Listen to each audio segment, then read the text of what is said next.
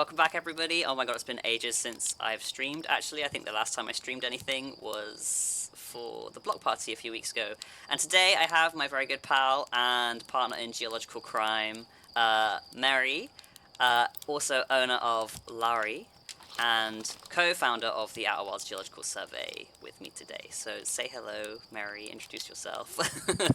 Hello, I'm Mary. I am here. Here to talk about geology. We are so excited for this stream today, actually. It's been something we've been planning for ages. Hello, Narian. Hello, Perigay. Hello, first time chat. Thank you for coming. Hi, Cranium Knight. Thanks, guys. Thank you for coming.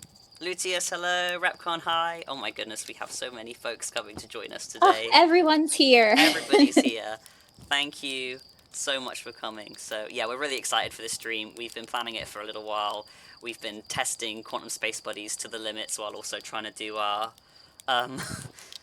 PNG tubers as well. So hopefully we don't get any serious lag. Fingers crossed. Fingers crossed. But we're super excited to talk about some geology today. So thank you everybody for coming. We really appreciate it. Yes, thank you. Hello, Story EP. Welcome. I think the plan for our first loop, because we decided to play this particular geology session with supernovas switched on, we're just going to kind of like sit around the fire, chat with you guys a bit in chat and introduce ourselves, because obviously you know us from the Geological Survey blog, but you probably don't know us as geologists very well. So that's the plan for this first loop, because actually we ended up sitting around here and chatting a lot before you guys showed up. Some sort of world-destroying event is probably only minutes away. It is happening. I regret not hopping to get the space suit so I can use the signal scope. Oh wait, I should still have it, right? I do. I don't know why I thought that would help with the supernova. Hello, can we hear the sun? Is the sun gonna go boom in a minute? Please say hi back to Eru. Hi, Eru. And Repcom, please say hi back to Eru. Hi, Isis Stone, thank you for coming. Alright. Hi. Hello, Teeny, thank you for coming along. Yes, feel free to lurk. We're gonna probably info dump about rocks quite a lot. So, Mary, let's sit down here next to lovely Slate. Tell me about what got you into geology, what kind of things interest you about geology, and what would you say is your favourite part of learning geology? What's like your special interest in geology? Oh gosh. Multiple questions. All of the questions. I mean, like, I've always kind of been into geology. I was the kid that collected rocks at the beach and brought home way too many and just had like a little box of rocks that I thought were cool in my house. Hell yeah. Oh yeah. And then getting into geology in like school was a bit of a last minute decision. I didn't expect to do it in my undergrad. I was just going to do biology. But I was just like, I might as well just also do rocks. So I did both, and I fell in love with both. And yeah, so I have my degree is in both biology and geology. I don't get to do geology as much anymore, which is why doing the survey was so fun, because it's letting me practice my rock skills again, which I haven't done in a little bit. Yes, I love that. And also, folks, for those of you who didn't know, Mary is actually the true founder of the Outer Wilds Geological Survey, because it was Mary who came up with the idea to start surveying the Outer Wilds systems. And actually, we met just over a year ago, right? Just under a year ago. Under a year ago, yeah. Through a mutual Discord server, where I was like, oh, I do geology and stuff, and I like geology, and Mary was like, I also do geology. Would you be interested in surveying the Outer Wilds? And as such, a beautiful friendship was born, and that's where the Geological Survey kind of came from. So you will have Mary to thank for that. It's been really fun. I had plans to do it, and I had like write-ups for a bunch of the planets and a bit of a survey for each of the planets, like over a year ago, that I just never published because I was still wanting to go over it. And then I met Decky, and I was like, this would be so much more fun if I had another enthusiastic geologist to help me out. So, yeah. We do try to be. Well, we don't need to try to be enthusiastic about geology. We just naturally are. And also, We I just think, like rocks. exactly. I think I've mentioned before. I find it very cool that in, I suppose, like non-UK educational systems, you guys get to major and minor and do multiple different disciplines when you are studying. So I think it's awesome that you were like, now we're going to do geology as well alongside bio, which is super cool. Whereas Yeah. I'm just a straight up rocks guy. We just do standard geology. We love standard geology also. But it's... And I mean, you enjoy paleontology. That's biology and geology too. It's very interdisciplinary. Very true, very true. You can't have paleontology without a crossover into bio, most definitely. Especially when you're looking at cool dinosaurs and not so cool microfossils. No, microfossils are cool too, but they're not quite as cool as dinosaurs. Dinosaurs are very cool. We like dinosaurs. Oh, hold on a sec. I'm getting Isostone. Thank you for pointing out the sound issue. Is this any better? It might be because we've had to test a few things in regards to sound. And I didn't want because I normally have my microphone much closer to my mouth, I didn't want to accidentally be louder than Mary. Perfect. Great. We fixed it. Yay! Yippee. Hopefully we're like more equal now. Fingers crossed, fingers crossed. How are we doing for our... Ooh. Brittle Hollow's looking nice. Ooh. So, the plan, lovely folks in chat today, is we're going to take you through a basic geology lesson in identifying different rock types. Hopefully you've been enjoying our posts on the Geological survey page about how to identify different rock types in-game. Unfortunately, there are limitations to doing so in-game, in that, as you are all probably aware, the lovely rocks that we have all across the Outer Wild system have mainly been designed for aesthetic purposes and not for geological accuracy. But we tragically try our best. We try our best. So the idea for this stream is we're going to kind of take you through how we would identify various rocks in game, and we're going to start off by taking you to a classroom session in the museum. So if you have any we're going to go on a field trip. Exactly, we're going to go on a little field trip. If you have any questions, you can just ask us as we go. And after that, we're going to head off and do an actual survey, and basically just kind of like walk through what we would do on... Larry's nodding vigorously at me. What we would do on an actual survey, while also talking about kind of the things that we as geologists in the field, in the real world, in the non-Outer Wilds world, would also be tackling the various puzzles that rocks throw at us while we're out and about. So hopefully that sounds like something you'll enjoy. We're going to be streaming for around about 2 hours.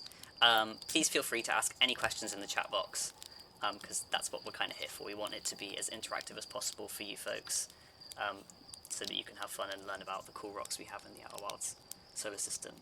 How are we doing on that sun? We're just waiting for it to go so we can start with a fresh loop, I think. Should we go and head up to the launch tower and see how long we've got? Yeah. To the launch pad. So we're basically going to just take you through like what we kind of do when we do a survey together. So all of our surveys we do through like the Quantum Space Buddies mod, so that we can both be in the game and sort of like interact that way on call. And we're looking big. If we're getting there, and often die to really silly things like geysers and me just my goodness, me just leaving you in the ship. It's not easy to do a geological survey in the Outer Wilds. It is difficult. It's very hard. We get killed a lot. It's quite sad. Like, if Mose and Laurie were not stuck in a time loop, like, geology would be probably one of the most hazardous job occupations. maybe next to being an astronaut. Mm-hmm.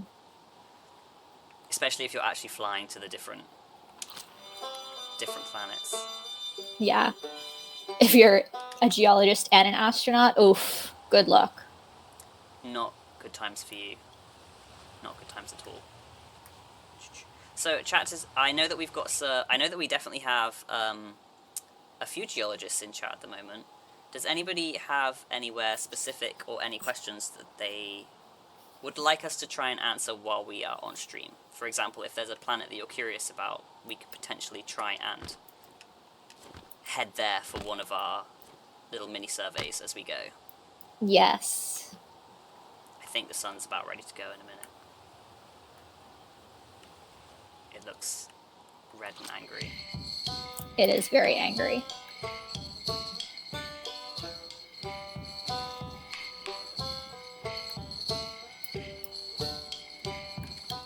Although, like, Ash Twin still looks relatively full. Yeah, I think there's still sand on Ash Twin. Yeah. Well, soon anyway. It'll be going soon. Which rock is the tastiest? Thank you, Repcon, for your very valid question. I think that depends on personal preference. If you're asking Deki, Dan, personally, I have I like mudstones and siltstones. They just have a nice texture to them. It's a textural experience. It's just good. It's just a nice feel on your teeth and tongue, you know? I mean, the most obvious answer would be halite. 100%. I mean, which is salt. don't know why I didn't think of that one first. The normal person answer. Not that I eat mudstone on a regular basis. Halite is good. Did you ever have to do taste testing in your classes, Mary? So in my classes, we were taught how to ID rocks by their taste, but we weren't actually allowed to taste them. Okay. Because we did like bell ringer exams. So to ID rocks, you would have a rock in front of you. You would have a minute to identify it, and then you have to pass it on to the next person. So if everyone's licking the rocks, you can imagine how gross that would be. Oh my god. When you just said then you would have to pass it on to the next person, obviously I cannot accurately show the facial expression that I pulled, but it was one of mild disbelief and probably disgust. Yeah, so we were very much forbidden from licking the rocks. So if the rock could be identified through taste, it would have a little note card on it being like, it tastes salty, it tastes bitter. I'm with you. Okay. Mm-hmm. We did have to like eat dirt for our soil classes. Yeah, to like identify clay versus silt content. Oh yeah, you know, you get the feel for it. Yeah. The gritty versus the less gritty, the slightly smooth. Yes. Flowery is how I would describe it personally. Yeah. So in case any of you guys were wondering, geologists do eat rocks. It's very much something that like you're taught to do. Most definitely. Although 100% don't go just putting any random stuff you find on the road in your mouth. No. Because obviously some minerals and some rocks are not good for you. You know, lead being one of them. Mm-hmm. But also, you don't really know what's been there. I mean, this is coming from somebody who is in the field relatively often, and I do eat a lot of stuff off the floor. Just to double check it's not bones, you know. Because it's just like a diagnostic tool. Yeah. So if you already have a good idea of what the rock is and you just want like a little bit more confirmation, it's a good thing to do, but it's definitely not the first thing you do when you're identifying a rock. Definitely not. I would say it's one of the last things you do. Just to double check. Oh, I think that's the sun. Oh. Where is it? Well, it exploded. Where is it? Hello, Eru. Oh, it's nice to see that you made it. Thank you for coming. Hello. I'm glad that you showed up just as we were talking about munching on rocks. If that's not on brand for us, I don't know what is. It's okay. We're waiting for the sun to go before we're starting in earnest. So for those of you just coming in now, you're not missing much. Oh, 100%, yeah. Oh, here since the beginning. Well, thank you, Eru. Yeah, for those who are joining, you haven't missed. You just missed us talking about rocks, talking about eating rocks. Oh no! Oh shoot! No. Are you alive? No, I died. Oh, okay. It's okay. I was having too much fun, like jumping around. Do you? It's fine. It's fine. Need to revive you. Nah, it's good. I've got a really nice view of the sun here. So, as we said, geology is a dangerous task when you're a Hearthian. With no self-awareness of where you exist in the world. I was having too much fun. I was really enjoying just talking about rocks. So that was my bad. I apologize. It's okay. Supernova time. Yippee! And then we're gonna go on a field trip. To the museum. To the museum. To the museum. Because what's a better way to start a geology lesson than at the museum? Exactly. We've got two nice rock types waiting for us there. Mm-hmm. Actually, for those of you who follow our blog, you may have seen in our various rock types posts, we've done our three main ones, obviously, igneous, sedimentary, and metamorphic. When I tell you, trying to find metamorphic rocks, it's been difficult. We have good examples. They're just very sparse. So trying to find textures that are kind of indicative of identifying metamorphic rocks, that's been the challenging bit. The struggle, indeed. It's been hard. It's been hard. Okay, just waiting. I'm just waiting for my server to catch up, Mary. All right, no worries. I'm in. Are you here? Do we want to suit up?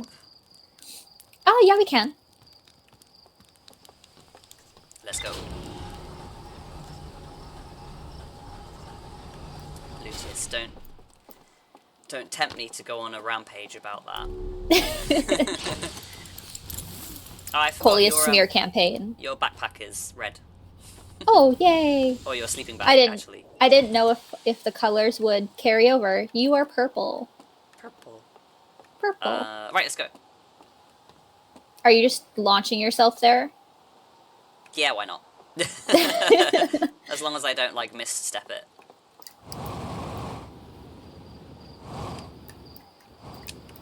Ow. Cool. Nice. It was a minor injury. Where did you end up? I'm coming. I played it safe. I'm coming. I see you. All right, museum time. Museum time. I'll follow you. I'm right behind you. You go on ahead.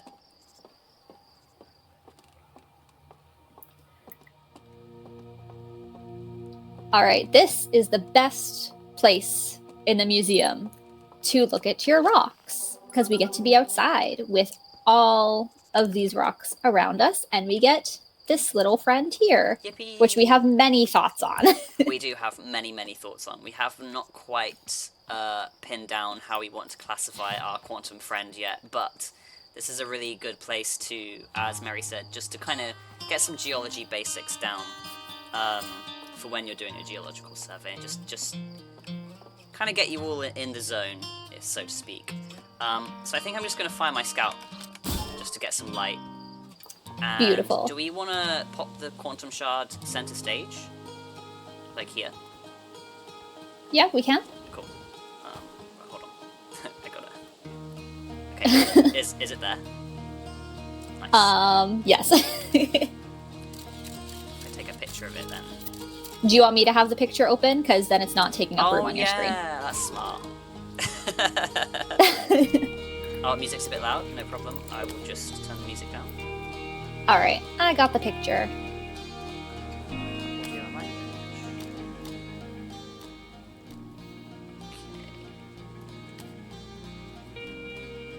Hopefully that's a bit better. Thank you, as always, folks in chat, for always letting me know when sound is a bit off. I do appreciate it. Alright, cool. So, your scout launcher is just floating in midair. In midair. It's also huge, like you could fire yourself from it, potentially. It's a tiny bit better. I could turn it down a bit more, if you would like. I'll put it on the minimum.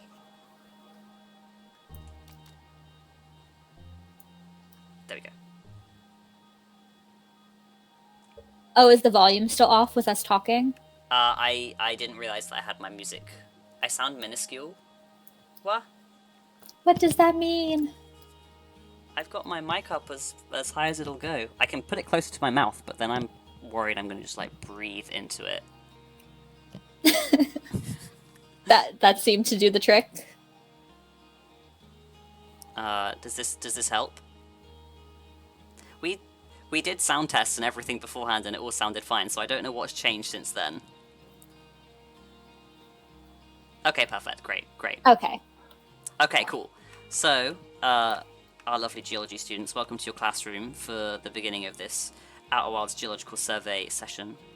Mary, do you want me to hand on over to you, or do you want to lead? You've taught geology in the past, haven't you? So I have, yeah. So also, in addition to my geology degree, I have taught geology.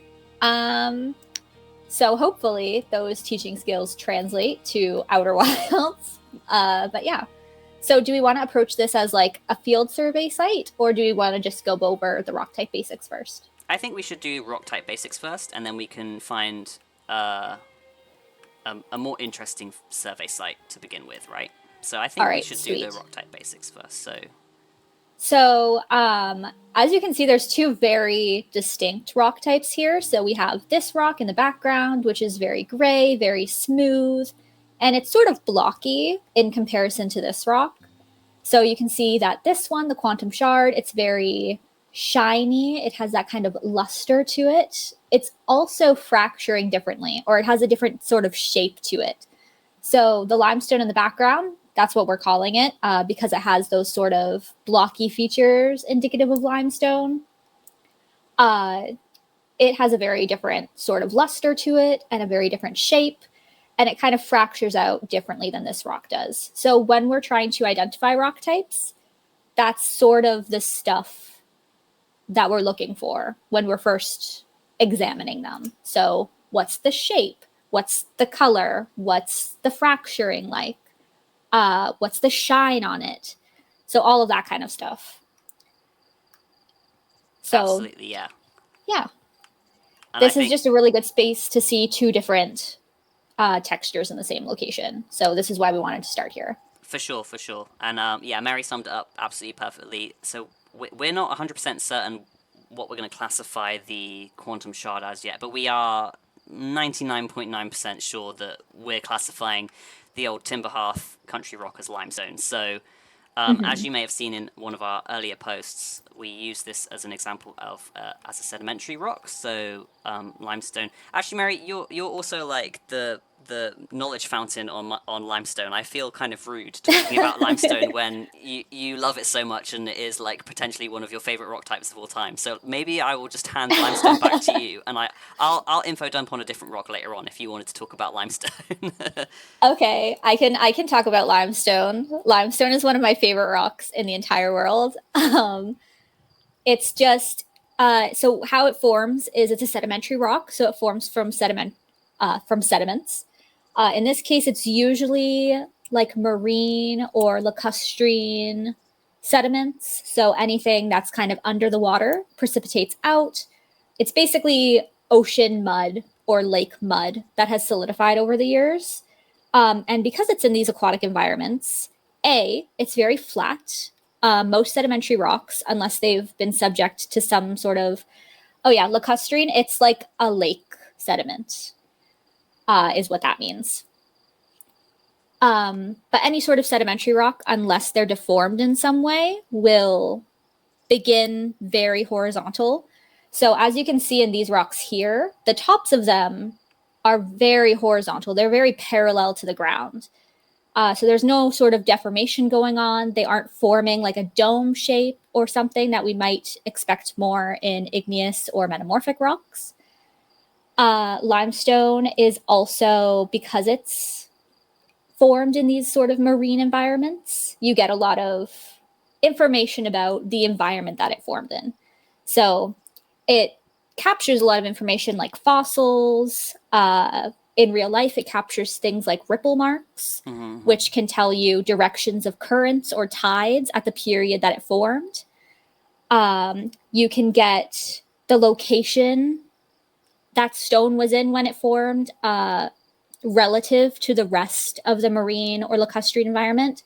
So, for example, if it's on a coast, if it's in a wavy environment, so a lot of big waves coming in and crashing corals and shells and grinding them up, you'll see a lot more fragments, versus if it's deeper in the ocean where it's undisturbed, you'll get whole corals and whole shells preserved. So I just love limestone because it can tell you so much about the environment that it formed in. So it's super cool. And if you're just like walking around in an area with limestone and you know how to read the rocks and look for fossils, you can learn so much about the history of the area just being like, oh, I started at the library and I saw a lot of ripple marks. So it's a very shallow environment. And then I walked for 10 minutes. And then I started finding some intact fossils, so that's a bit deeper. It's just very cool. So I was very happy when we decided that Timber Hearth is predominantly limestone because it's one of my favorite rocks. And it is honestly like, it's, as you said, it's one of the most indicative rocks when you're trying to build up a geological history of an area, right? It can tell you so much about the environment, and not just limestone, but limestone is probably one of the best examples when it comes to things like this, but lots of sedimentary rocks are so useful for building up this picture of what the ecosystem, what the environment would have been like, climate, what kind of animals, what kind of flora and fauna was all around at the time, because they can preserve fossils, but also they are so good at preserving like non-biological data, as Mary said, things like ripple marks, things showing the energy of the environment. So this particular outcrop here, we could probably say it's relatively low energy because of how, number one, the parallel blocky bedding planes. But in a high energy environment, you'd often see like loads of different clast sizes, and a clast is what we would call, if you imagine, like, I'm going to use my favorite cake analogy because I find this is the easiest way to describe things, and I love food. So, but if you imagine like a cake, and your sediment layers are your different batters going in, and then in one of your layers you've just mixed up a bunch of chocolate chips, right? You've just shoved a load in there. To move a bunch of chocolate chips, you're going to require more energy than you would to move just your standard batter, right? You need more power to move those chocolate chips throughout the batter. And it's the same when thinking about sediments. You need more energy to move larger grain sizes and larger clasts in an environment. So we don't have any clasts here. We don't have any other rocks. It's all just one. I'm sure if we got our hand lens out in real life and went up to the rock and zoomed in, unfortunately we can't here, you'd be able to see very, very tiny little grains. Whereas with a high energy environment, you'd expect much bigger things. So limestone and many other sedimentary rocks are so useful for telling what kind of environment you were in initially. But yeah, it's a cool rock. It's a very cool rock. And I think, Mary, rightfully so, you've chosen an excellent rock type to be one of your favorites. An error, yeah. So imagine a cake, and then think of all the different things you can do to a cake. Bake the cake, mix things into the cake, fill the cake. Yeah. Fill it, inject it with stuff, freeze part of it. We use a lot of food analogies in geology now that I'm thinking about it. When I was learning about folding and fracturing events, my teacher handed out like yogurt containers to all of us just to like squish them to see how lines formed in the yogurt. And he was like, cool, that's what faulting is. Enjoy your yogurt. That is a very good idea. But I did initially, when you said that you were given yogurt containers, I just imagined empty ones. And I was like, how is this helping? But No, we got to eat the yogurt. but with full, did the yogurt have different layers? Was it like strawberry and then It was natural? just vanilla yogurt. Boo. Because Yeah. you could do. I'm just thinking now. Put some different layers in would be a perfect way Mm. to show.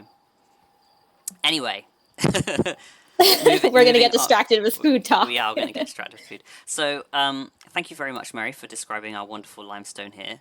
Our second rock type, obviously, is our beautiful quantum friend. And as Mary has already described, we can see immediately that this is a very different type of rock, right? We don't have. First of all, it's incredibly shiny, so it has a very different luster to the limestone. So, luster is what we use to describe the sparkle or the shine that a rock has. It also looks to be many different colours, so it's not a uniform colour like the limestone in the background. Normally this means that it's made up of potentially different mineral compositions, or if it was initially a sedimentary rock that has been squished or whatever, that it had different depositional events with different types of sediments. We also have these amazing fractures in it, which we're not 100% sure if they were originally classed that have fallen out. I think that's probably our least likely scenario at the moment, Mary, if you want to chip in, yeah, or if We were these are debating just the clasts, or sorry. no, you carry on. I don't want to interrupt. Clasts or a certain kind of fracturing known as conchoidal fractures. That's the sort of fracturing that you see when you smash glass. Yeah. It's kind of smooth, looks kind of wavy a little bit. So those kind of divots in the rock could have been that. Or if they are the remnants of potentially vesicles, which are sort of trapped gases or liquids when a rock is being formed, can create these holes within. Absolutely. So and then you lose the gas in the liquid, and then you get these sort of divots. Absolutely. So pumice would be pretty good. So if any of you have a pumice stone at home, that you can use to help with dry skin, the vesicles in the pumice is what Mary is describing there. So when especially when something cools down really, really fast, often the trapped air or sometimes even trapped liquid will dissipate, and then you're left with these holes. But it's rare to find rocks that have very large vesicles like this. So I think currently we're more leaning towards the conchoidal fracturing, but as we've said, we're not 100% sure yet. Because I think we have we've got like two main theories with the quantum shards at the moment, and just quantum rocks in general, because the quantum shards actually look different to the quantum rock texture that you see on the quantum moon, right? So this is where our issue comes from. Yeah, they're supposed to be the same thing, but if you remember textures on the quantum moon, you might remember how like shiny they were if you have your flashlight on them.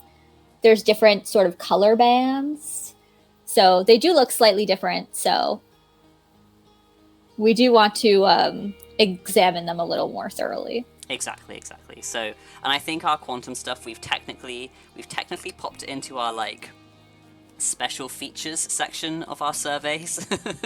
So it's something that we're definitely going to do, but we're focusing on the rest of the planets first, right? We're doing the main outer wild system first before we get to all of the special features.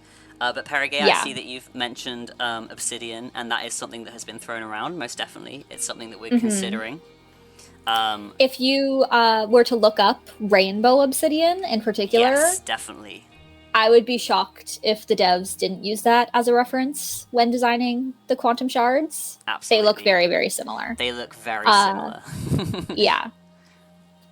And Lucius, I don't think you missed much. Don't worry. We were just going off about luster and vesicles and pumice. Yeah, just kind of describing what the rock looks like. We don't really have anything solid for what the quantum rock is yet. Absolutely. We have ideas. Have ideas. Yeah.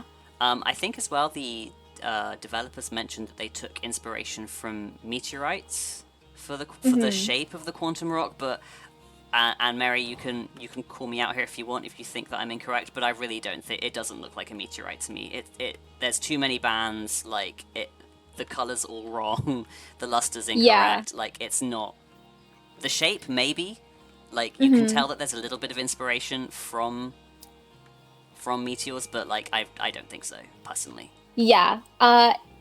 If they took inspiration from meteors, they might have accidentally taken inspiration from like mining slag. Yes. So mining slag is a form of mining waste that can appear very clumpy and shiny and sort of what you imagine a meteorite to look like.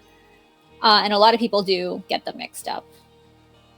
Which this looks more like a piece of mining slag to me than a meteorite. I agree. If it was going to be one of the two, I would definitely lean towards the mining slag as well. It just doesn't fit meteorite to me. No. But you can see the inspiration. A lot of the rocks aren't one-to-one with their inspirations. Like if you look at the limestone that we're designating here. The devs did take inspiration from places with limestone, and we'll get more into this later when we go to one of the sites I think we're planning on going to. But it's not a one-to-one. They don't look identical. So that's part of where a lot of our sort of intuition and our sort of educated guesses come into play, because we can't do all of the diagnostic tests that we would do in real life. Like looking with our hand lens, seeing the grain sizes, eating the rocks. We can't do those in the game. So we do our best. Absolutely. And sometimes we have to take a little bit of we have to do some scientific guesswork, right? As mentioned in our post in regards to igneous rocks, there's actually only one example so far in the game that we found where you can see individual crystals known as phenocrysts within the rock, and that is a very important diagnostic feature when trying to figure out pretty much anything about an igneous or a metamorphic rock. So the fact that obviously the game isn't about going to look at rocks and trying to figure out what the different rock types are. The game is about exploring a universe and figuring out a mystery, right? So the devs didn't put that much thought into showing all these beautiful rock textures. So we have to do a little bit of guesswork when it comes to our deductions. Saying that, though, the rocks that they have put in the game are very lovely. Oh, they are wonderful. One of the reasons why I wanted to do the survey in the first place was because going through the game for the first time, like, I could read the rocks. Like, I could tell what rocks they were supposed to be and sort of what environments they would have formed in. No, so absolutely. They are very good. So for a game that has this sort of aesthetic that's not really about the rock types, like, they translated them very well into the game. That's kind of what made us excited to get down and look at them, because you can look at them, you can deduce things from them, because a lot of them do make sense from an environmental standpoint. Exactly. I think I remember when the sun is going, so that we can finish off our classroom session in a mo, and we'll head to our first survey site. But I think I remember obviously, alongside Outer Wilds just being a wonderful game, the first thing that grabbed me is, all of the Hearthians are named after rocks and minerals. That's really cool. And then one of the other things that grabbed me was when I went to Ember Twin for the first time, and I was like, wow, they've actually modeled the rocks here and the processes that would have shaped these rocks really, really well. So just like you, Mary, I was already very captured by the way that the devs have been like, actually, we can implement some of the real world rocks that we see around us, take inspiration from them, but put them in the game as you would see them in real life. So hopefully that wasn't me coming across as, the devs didn't put loads of detail in the rocks in the game, but instead we have to make some scientific guesswork. But the rocks that are here are lovely. They are very lovely. We're very passionate about the rocks in this game. We love the rocks. Sorry, Lucius, just catching up with chat. Yep, so I think Perry's got it. Thank you, Perry Gay. Since the sun is about to go anyway, I can very quickly just run down what a conchoidal fracture is again for you. It's basically like those divots in the rock. It's a type of fracturing. If you were to smash glass, for example, that sort of smooth kind of ropey texture that appears on the glass when you smash it, that's just what conchoidal fracturing is. So anything that's glass-like will fracture in that way, like obsidian, for example. It's it's actually a really useful diagnostic feature for a lot of, whenever you're out in the field, actually, just in general. If you're not quite sure what type of rock you've got, smash it.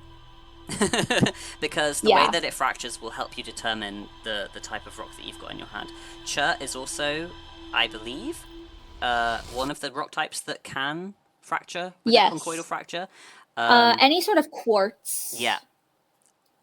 And flint, just off the top of my head. Flint should, because it's the same. Chert and flint are it's the same as similar. They're the same. So they also have conchoidal fracturing. So if you see any cool examples of like flint hand tools, you will see where like ancient folks have chipped off part of the rock to make their hand tool. You will see that conchoidal fracture, that kind of curve fracture in it, which is very cool. So if you look up like hand axes and spear tips and stuff like that, you'll see the same kind of conchoidal fracturing as you would do on glass and obsidian. I'm sorry, I was staring up at the sky. It's a pretty sky. It is. Shall we head to our first survey site for the evening? Yes. Shall I let you drive, because I arguably suck at it? Okay. Oh, I should put my suit on first. A good shout. Let me also attach to the ship so I don't go flying off somewhere. Okay, let me know when you're buckled in. I'm hacker voice, I'm in. Yay. Okay, I gotta remember where it is. The ancient folks, Eru. The ancient folks. They are ancient. They're folks from ancient times.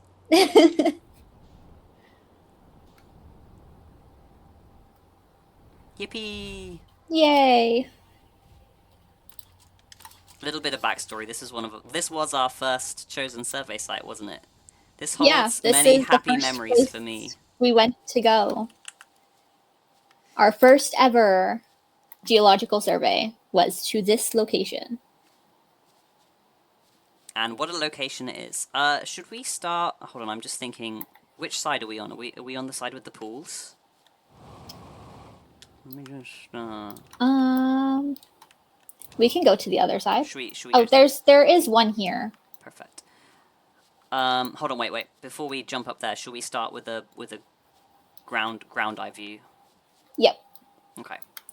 All right. So for this, we're gonna go through sort of when we do one of our surveys, we pick a site, so something that has notable features.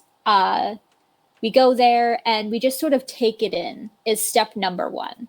So you want to look at the big scale of what you're looking at. And this is what we do in real life too. Whenever you're going to a field site, you want sort of the context for it. You want to look at the big picture before you narrow in on the rocks and really look at them under a microscope.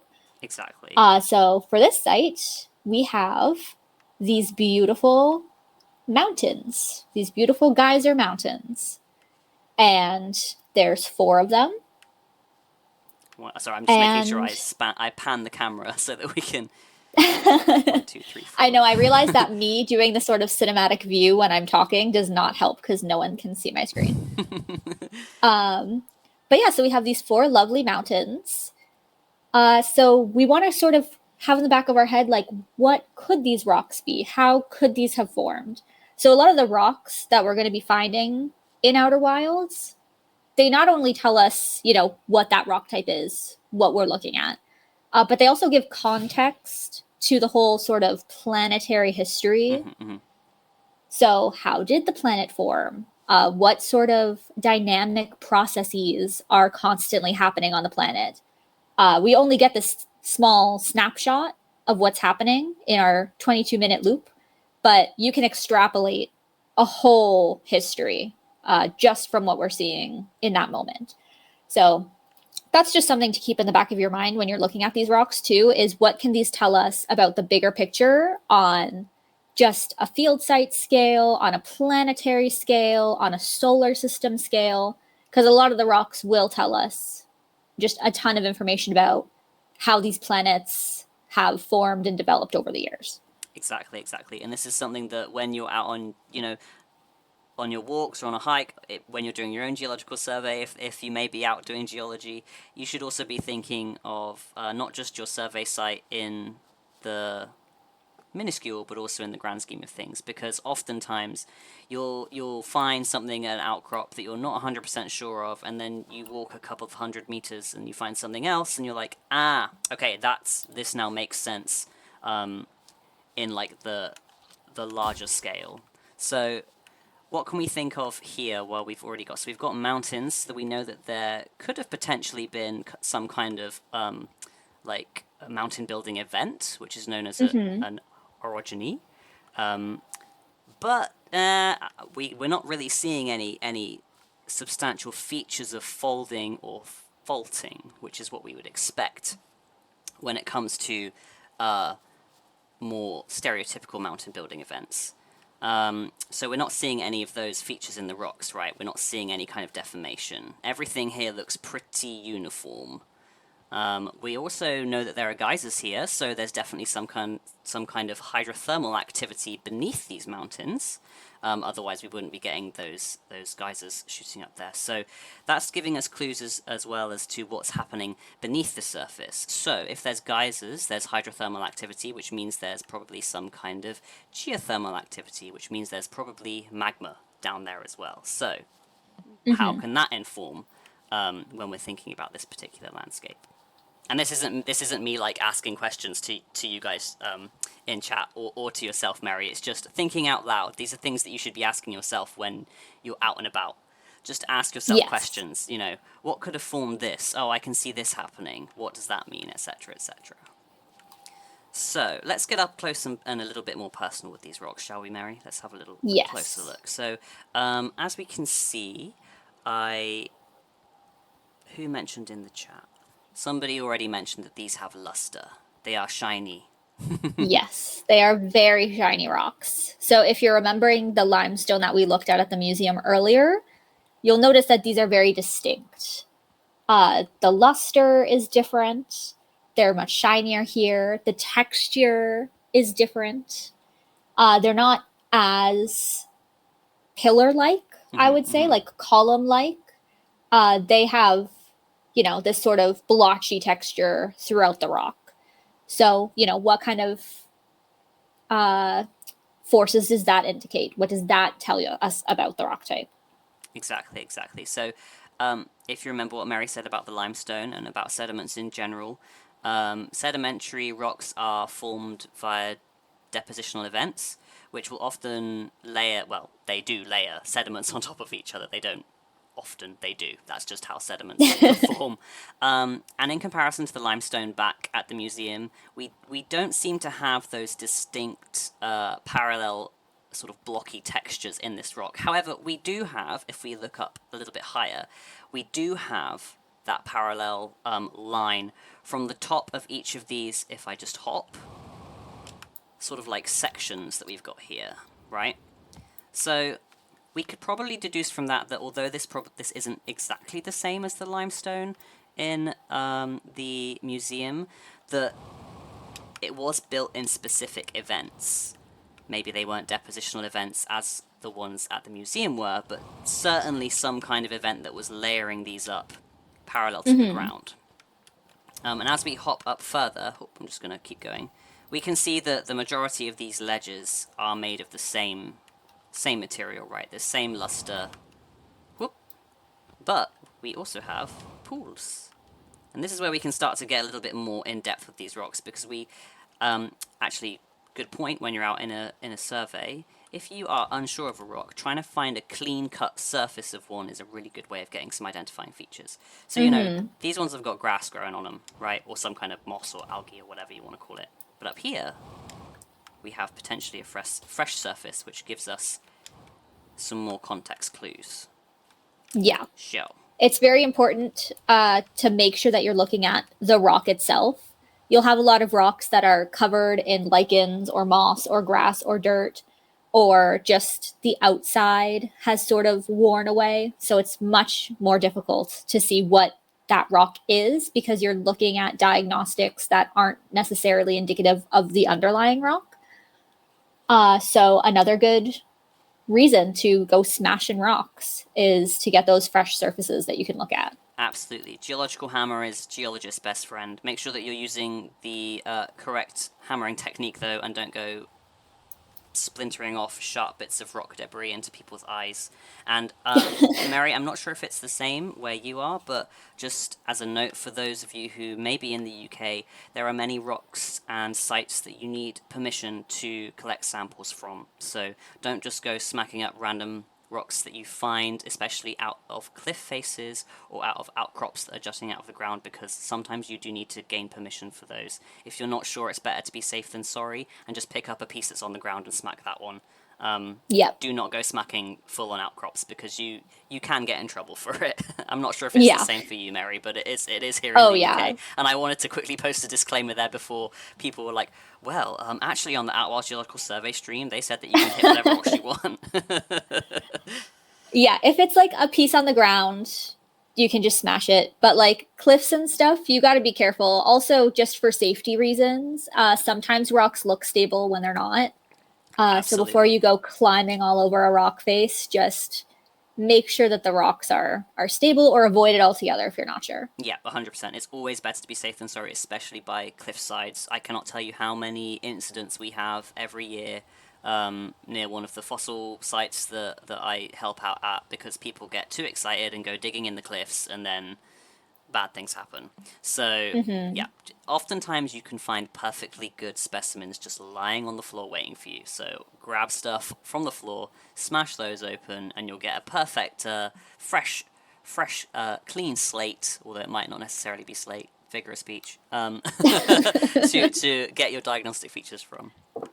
Alright, speaking of, let's continue here. So Yes. we can see that the luster remains the same, Mm-hmm. and the color does too. So we can presume that this is all the same unit so far, right? We don't have anything to nudge us to thinking otherwise.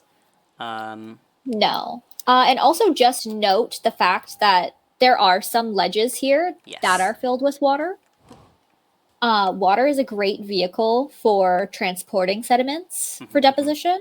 So just keep that in the back of your head as we're going through this, that water is very plentiful and it is found in these sort of pools on top of this formation. Absolutely. We could also say that depending on how this water has got there, and I think we presumed that it was from that up there. Just that little exploding thing up there. The consistent geyser activity is that this rock may be relatively easy to weather down via erosional processes, specifically from the water, right? So if we had a Mm-hmm. knife in game, we could test the hardness of this rock, but unfortunately we can't do that. So we'll have to infer. But there are many different types of sediments that are quite soft, limestone being one of them. So although we're not 100% sure if it's the same type of limestone as the one at the observatory so far, we could be like, well, it could be a slightly different type. It is soft, it's the same kind of color, but the luster is different. So still leaning towards that kind of sedimentary, Mm-hmm. potentially limestone rock face for this. And this is kind of what you'll do throughout your survey, right?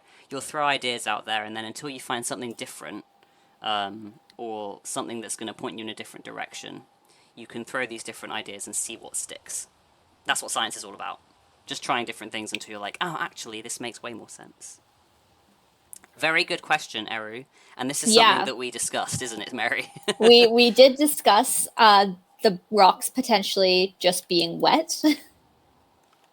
So if we, We do find this texture elsewhere in the game. So it does exist in other locations where it's less likely to just be due to wetness, which is one reason why we decided that this would be just the luster of the rocks. we can take you to those locations in a bit as well, but Mm-hmm. we did have an extensive conversation as to, well, this could just be the same limestone at the observatory, but just affected by water. But as Mary said, there are some other locations where we get this similar luster, which led us to believe otherwise.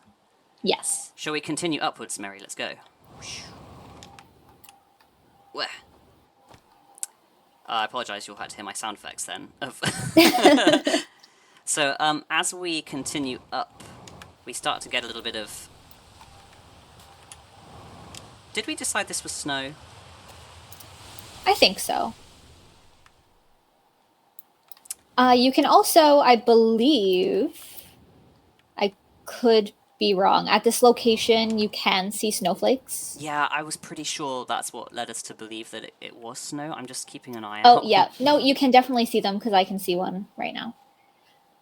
So we were debating on whether this was snow or ice or some other sort of rock. But when the geysers go off, like that, Oh, that was perfect impeccable timing. You can see, if you're playing on PC, I don't know about the Switch, but you can see little snowflakes coming down as the water gets shot up into the atmosphere, cools down, and then falls back down onto the mountain. So we're pretty sure that this is all snow that is the cause of, the geyser going up, cooling down in the atmosphere, falling back down. And again, that tells us a lot of where the water that we're seeing along the side of these mountains is coming from, because you're having that geyser go off, sending the water up, and then it's falling all back down sort of on top of that same sort of area. Sorry, I was just trying to see if I could catch a snowflake to show folks, but there's one. I'm looking at it. I'm not very good with my signal scope. No. I'm looking at it. It's shrinking. It's gone. we trust that it was there. There are snowflakes. You can look at the game textures or come here yourself if you're on PC, or fingers crossed, hopefully Switch, you can maybe see them too, but I know that the textures aren't as good as on PC. Do not think the snow was on the Switch. Unfortunately. I remember playing this for the first time on the PC and I was like, oh my god. There's so much texture and it's beautiful. You were playing it on PC for the first time during a lot of our geological surveys, and It was very fun taking you to a site and then you being like, wow, you can see lines in the rock. Yeah, it was. Do you know what? Ember Twin was? It was like a brand new planet for me. So if we think about, okay, so we've come up here now, so we know that we've got a change in temperature, which actually doesn't seem to affect the rock that much, right? Even beneath the snow down here, it's got the same kind of diagnostic features, the same color, the same shapes. So it's pretty hardy when it comes to ice and snow. Oh, I need to get fuel in a minute. But let's have a think about the geysers themselves, right? We mentioned earlier on that there has to be some kind of geothermal activity going on here to produce these geysers. Now, luckily for us, we have Scout. We can also just jump down these to have a look, which is what we did a few times. But it's a long way back. It is quite a long way back. So let's just fire the Scout down there. Oh, okay. I think you're just gonna you're stuck. You're gonna just have to wait for the geysers to come. No, I'm gonna be washed away. It's okay. I've also fallen.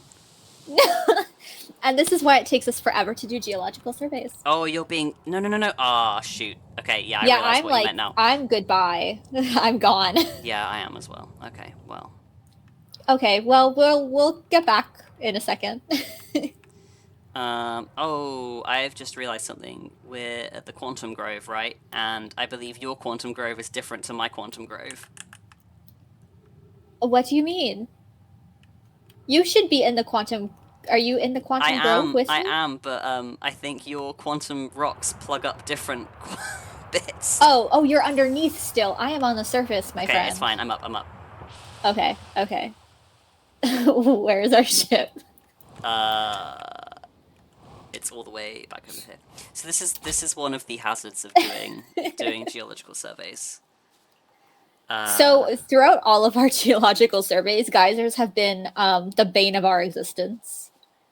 It's not easy to sit in one place and look at rocks when you have these giant bursts of water coming for you, or holes that you can just fall into. Exactly. I'm heading back towards the ship. Same. FYI. I am too. While we're walking, Eru has posited a very good question about potential for mineral deposits in the geysers, and that is an excellent question, Eru, because it's one of the main things that we discussed about these particular geysers as well. In the, as you said, many geysers contain loads of different minerals simply because of the mineral content that's formed during geothermal activity, like beneath the mountains themselves, beneath the crust itself, and crust is probably the wrong term here if we're talking geology, actually, but let me just refill my stuff. But the mineral content present in many geysers across the world, Yellowstone in particular, actually is one of the reasons for really specific formations of mineral deposits to form. Mammoth, as your explanation in your comments, is a very good one, because if you have a look at, and I can bring up a picture if we want to. Let me just hop somewhere safe.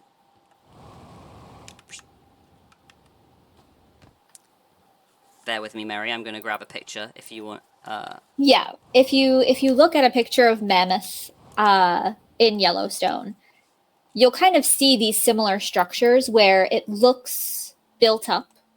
So you have a wide base. You have these basins filled with water, and that is formed from that hydrothermal activity. The water that comes from hydrothermals like geysers and hot springs is, as you said, very enriched with mineral content, and that will precipitate out of the water.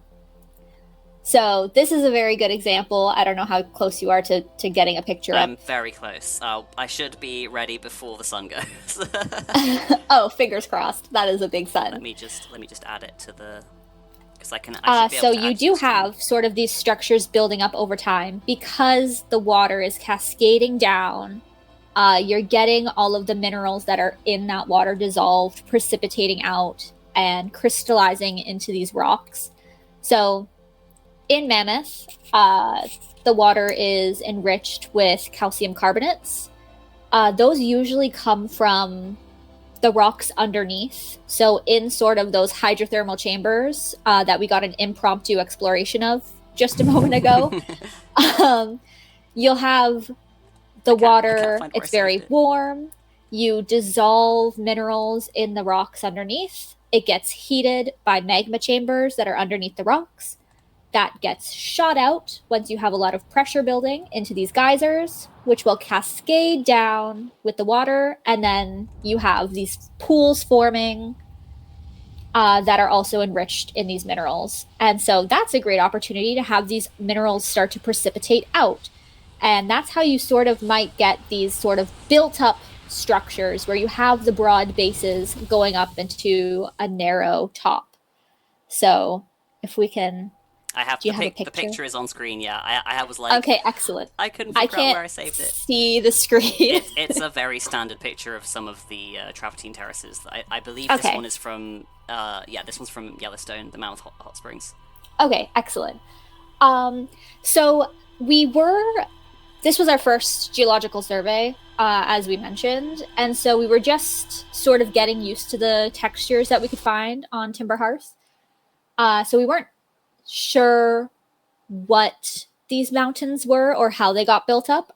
And then we were like, oh, the devs based Timber Hearth off of Yellowstone. So we started looking up some Yellowstone formations, found pictures of like Mammoth Falls.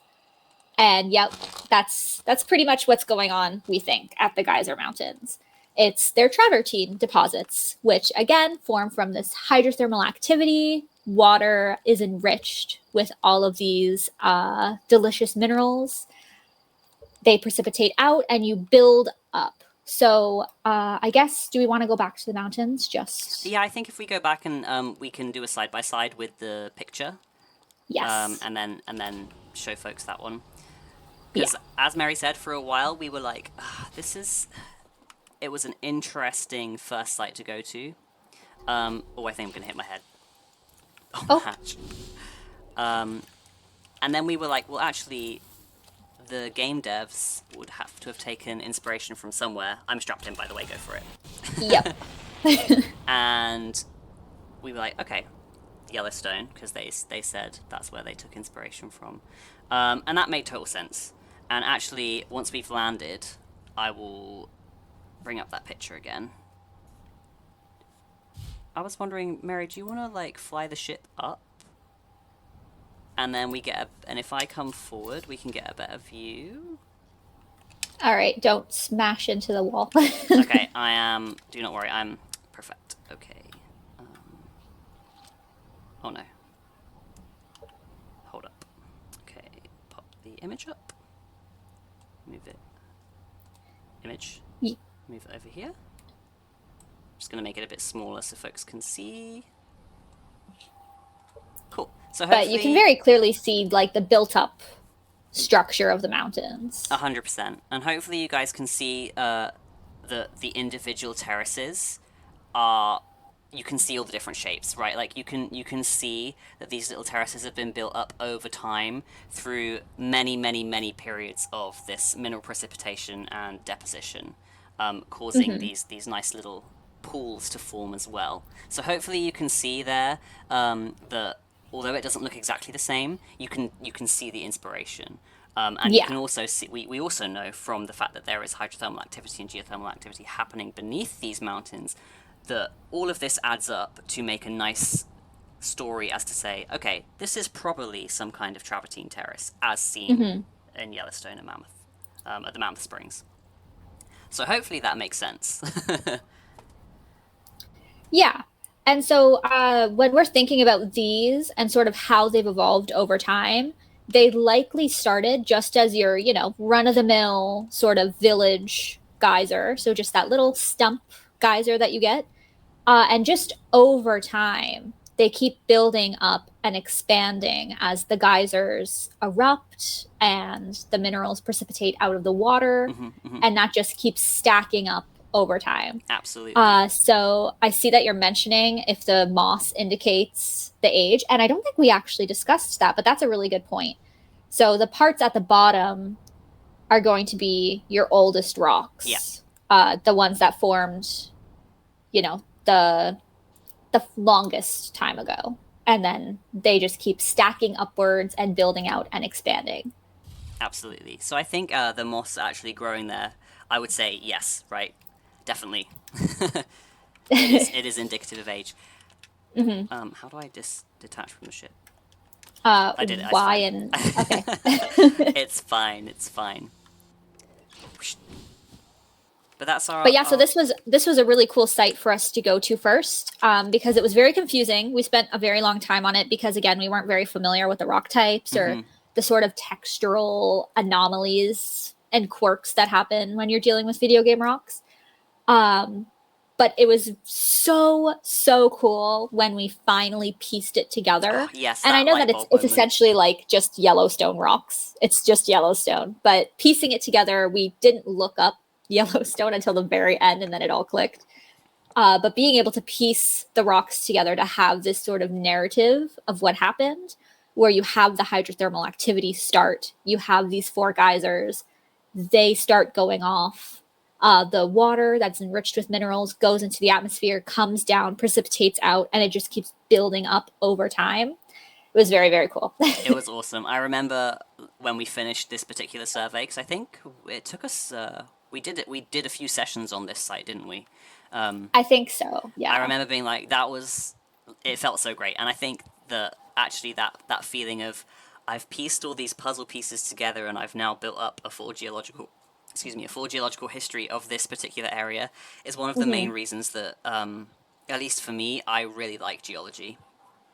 I love getting that little light bulb moment of, oh my goodness, this means that, and therefore this happened, and blah, blah, blah. I love it so much, and it's one of the reasons that I originally kind of went into studying earth sciences and then later went into taphonomy as well, just because it's great to piece that story together. It's just fun and very, very satisfying. Yeah, and it's good too because I think that really solidified, like, you can deduce things from the rocks. Yes, Again, definitely. we knew in the back of our heads that Timber Hearth is based on Yellowstone, so a lot of the processes that happen at Yellowstone would be represented here. But approaching this site with just, blank minds and carrying out our survey as we would in real life and researching different rock types and how these mountains could have been built, being able to piece it together, that really like solidified that, like, oh, we can do a survey We in can Outer actually Wilds do and have it this. make sense. We can do this, and it can be pretty accurate. Yeah. So at a lot of the sites that we've done so far, we've completed Timber Hearth, we've completed Ember Twin, we've done Ash Twin for the most part. We've done the Attle Rock as we've well. done the Attle Rock. Yeah. Yeah. So those are the places that we've kind of knocked off. We've completely gone to every major site of interest on those planets and come up with explanations for how those locations formed. Most of the time, what happens is at the big sites in particular, we approach it, we run into a problem, we spend ages racking our brains, and then it just clicks a while later. And we're like, of course, this is representative of a travertine deposit. Exactly. Of course, this is representative of this.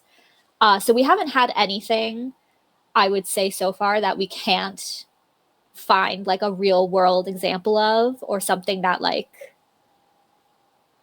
is completely out there that we don't understand so far, but we haven't tackled the really weird stuff yet. Yeah, so like we haven't. So Coda Cleric just asked a question about Dark Bramble, and we haven't really even attempted Dark Bramble yet because I mean most of it is ice, and I mean ice kind of is a rock, but if we're gonna be if we're being super pedantic about it, but trying to build a geological history for something like Dark Bramble, I think is going to be difficult. We're definitely going to try it. Yeah. But if anything, can come up with something interesting as like a conversation starter about it. Exactly. Like there's many different kinds of ice that exist in the solar system, so we can always talk about something like that. So Dark Bramble, we do plan on looking at some point. What else is there? We Quantum still Rock. To do Giant's Deep as well. Giant's Deep. Giant's Deep is interesting because a quick glance. I mean, our logical brains say that the islands should be made of something that is much lighter than the like dense ocean around it, right? Like pumice, if they could be chucked up in the sky. But we haven't actually done a survey there yet, so we're just kind of going on vibes at the moment, but we will go and have a proper look. Similarly with the Quantum Moon and Quantum Rock, Ghost Matter, things like that. We're gonna do everything. And DLC spoilers we might have a look at as well. Yes. And Brittle Hollow, I mean, I'm personally very excited about Brittle Hollow. It's going to be interesting to survey because of the black hole. Yeah. Interesting. But I think it'll be really fun. But speaking of survey sites, I think, should we head to our next one? As we're all done here, we have our geological history. Yes, which was our next one? So we could either do the Nefarious Arch, or we could do Zero G Cave. We can go to, let's do, well, do you guys have a preference? What would you prefer? You might not know what the Nefarious Arch is, but it is nefarious and it is an arch. The Nefarious Arch is near the Nomai ruins. It's our arch nemesis, you could say. Yeah, I can't believe we didn't think of that. I know. Thank you, Assassi Owl, for that. For real, Assassi Owl really came for that. The arch that Decky hates. Hey, Mary hates it too. It's not just me. I do. We both hate it so much. But to be fair, we probably have time to do both, and the ore that's present in the Zero G Cave is also present at the Nomai mines. So true, we could just head over there then. Let's go. It is the art that we hate near the waterfall. I think most people know about the arch, but if we show the different rock types there, and also show the let me just attach. Yeah. I am detached. I mean attached. Arrow, you're so right. We hate the arch. And we hate Coleus. We hate Coleus. because we can show the rock types, and we can also show the lava tunnel. All right. Do we have a preference for where I park? Now, wherever you want. So as we're just on the approach to... Actually, I'll get a good view of the Okay. arch from the ship so that we can see it. As we're on the approach to the Nefarious Arch, again, just taking in the context of our surroundings, we have another large geyser here, but it's much, much bigger than the ones that we saw at the Four Geyser Mountains, which indicates that there's probably a much larger presence of hydrothermal and geothermal activity here. We can see that we've got some, upon first glance, what looks like upthrust rocks forming this archway. Could you, like, turn it around a little bit, Mary? Yep. Thank you. Perfect. Archway. So we can see that we've got some rocks in an arch fashion. Funnily enough, they form this lovely arch. And if we fly a little bit higher as well, yeah, just to show the crater, we also have this like very, very large kind of crater-esque situation. But as we get closer, we're going to see that we actually don't have anything suggesting that this is an impact crater. There's no ejector. There's no there's no kind of like carbonized scorch marks anywhere. So what could have caused this crater? These are all things that we're going to think about as we go into this particular locality. Okay, we've got an arch, we've got a much larger presence of geothermal activity, and we have this large crater-like feature. Okay, thanks, Mary, for the flyby. I was panicking the whole time. No, you did a great job. You're perfect. And there we go. And we're down. Perfect. Boom. So let's start with the arch. We won't stay too long here because we have spoken about it briefly before. But as we approach this locality, as we did at the Travertine Terraces, I want you all to kind of think about, right, what's the first things that we're noticing here? Well, we can see that we have this this very distinct structure, which is this very large arch here. We can also see that we already have 2, if not 3 distinct rock types, right? We've got what looks like the Timber Hearth limestone, which is made up of this blocky, light grey substance that we saw, thank you, Mary, that we saw at the observatory, that seems to have been deformed in what looks like some kind of folding event, right? You see how it's kind of folded over, but that might not necessarily be what's happened here, and we'll delve into that a little bit later. We also have this new rock type, which Mary has very kindly fired a scout at. I'm just going to add that there, and then I'm going to use me signal scope to zoom in. As you can see, this one, it looks kind of similar, but it's definitely a different color. And it's not quite as blocky as the Timber Hearth limestone, right? It doesn't have those parallel beds to the ground. So that's another rock type. And then I believe we have a third one somewhere, don't we, Mary? Isn't it up top? Is it just this one, which is more, it's more Yes. gray color? So yeah. So we have this kind of like tan gray color, which is, you know, typical Timber Hearth limestone, which is severely deformed. Yeah. If you look at it one way, in case you don't have the eye to see like how it's shaped, if you look at the blocks and sort of draw invisible lines over where you see like the tops of the blocks. Hang on, I'll get my mouse and I'll do it with the aperture. Okay, here we go. You'll see typically we have, you know, our beautiful sedimentary rocks, horizontal. They are parallel to the ground. And then here, if you look at the tops of the blocks, you can see that they're very much not parallel to the ground anymore. So if these are the same rocks as the Timber Hearth limestone, you can see that they're very clearly distorted in some way. They look very different than that beautiful horizontal bedding that we are used to. Exactly, and we can actually see where I fired my scout that we have those lovely horizontal bedding planes on the lighter limestone here. So potentially what's happened here is, as Mary has said, there's been some kind of deformation event which has caused the original Timber Hearth limestone to be folded or thrust in this particular way. And actually, during those events, you can, as if you were the rock, the rocks can undergo quite substantial changes. So the change in color could be due to the fact that this rock has been deformed. But again, there's a lot going on here, so we'll come to that later. Whereas this rock here, we can tell that it's very obviously a different rock type. It's kind of annoying that the sun has gone away because It's so dark now. I uh, just shot mine exactly where you shot yours. if Okay, you one give me a second. minute, I can turn on free cam. So and I can guess. Oh whoa. Yeah. You can see that the colors are very different. One is sort of this reddish color, and then you have our standard gray tannish color. I'm just trying to find. I landed in the patch of ghost matter somehow with the free cam. What? Oh no. Not sure how that happened. Now I'm inside the rock, which is not helpful. But again, Also, so like every site that we go to, sorry, I interrupted you. no, you carry on. I think you're about to say what I was going to say anyway.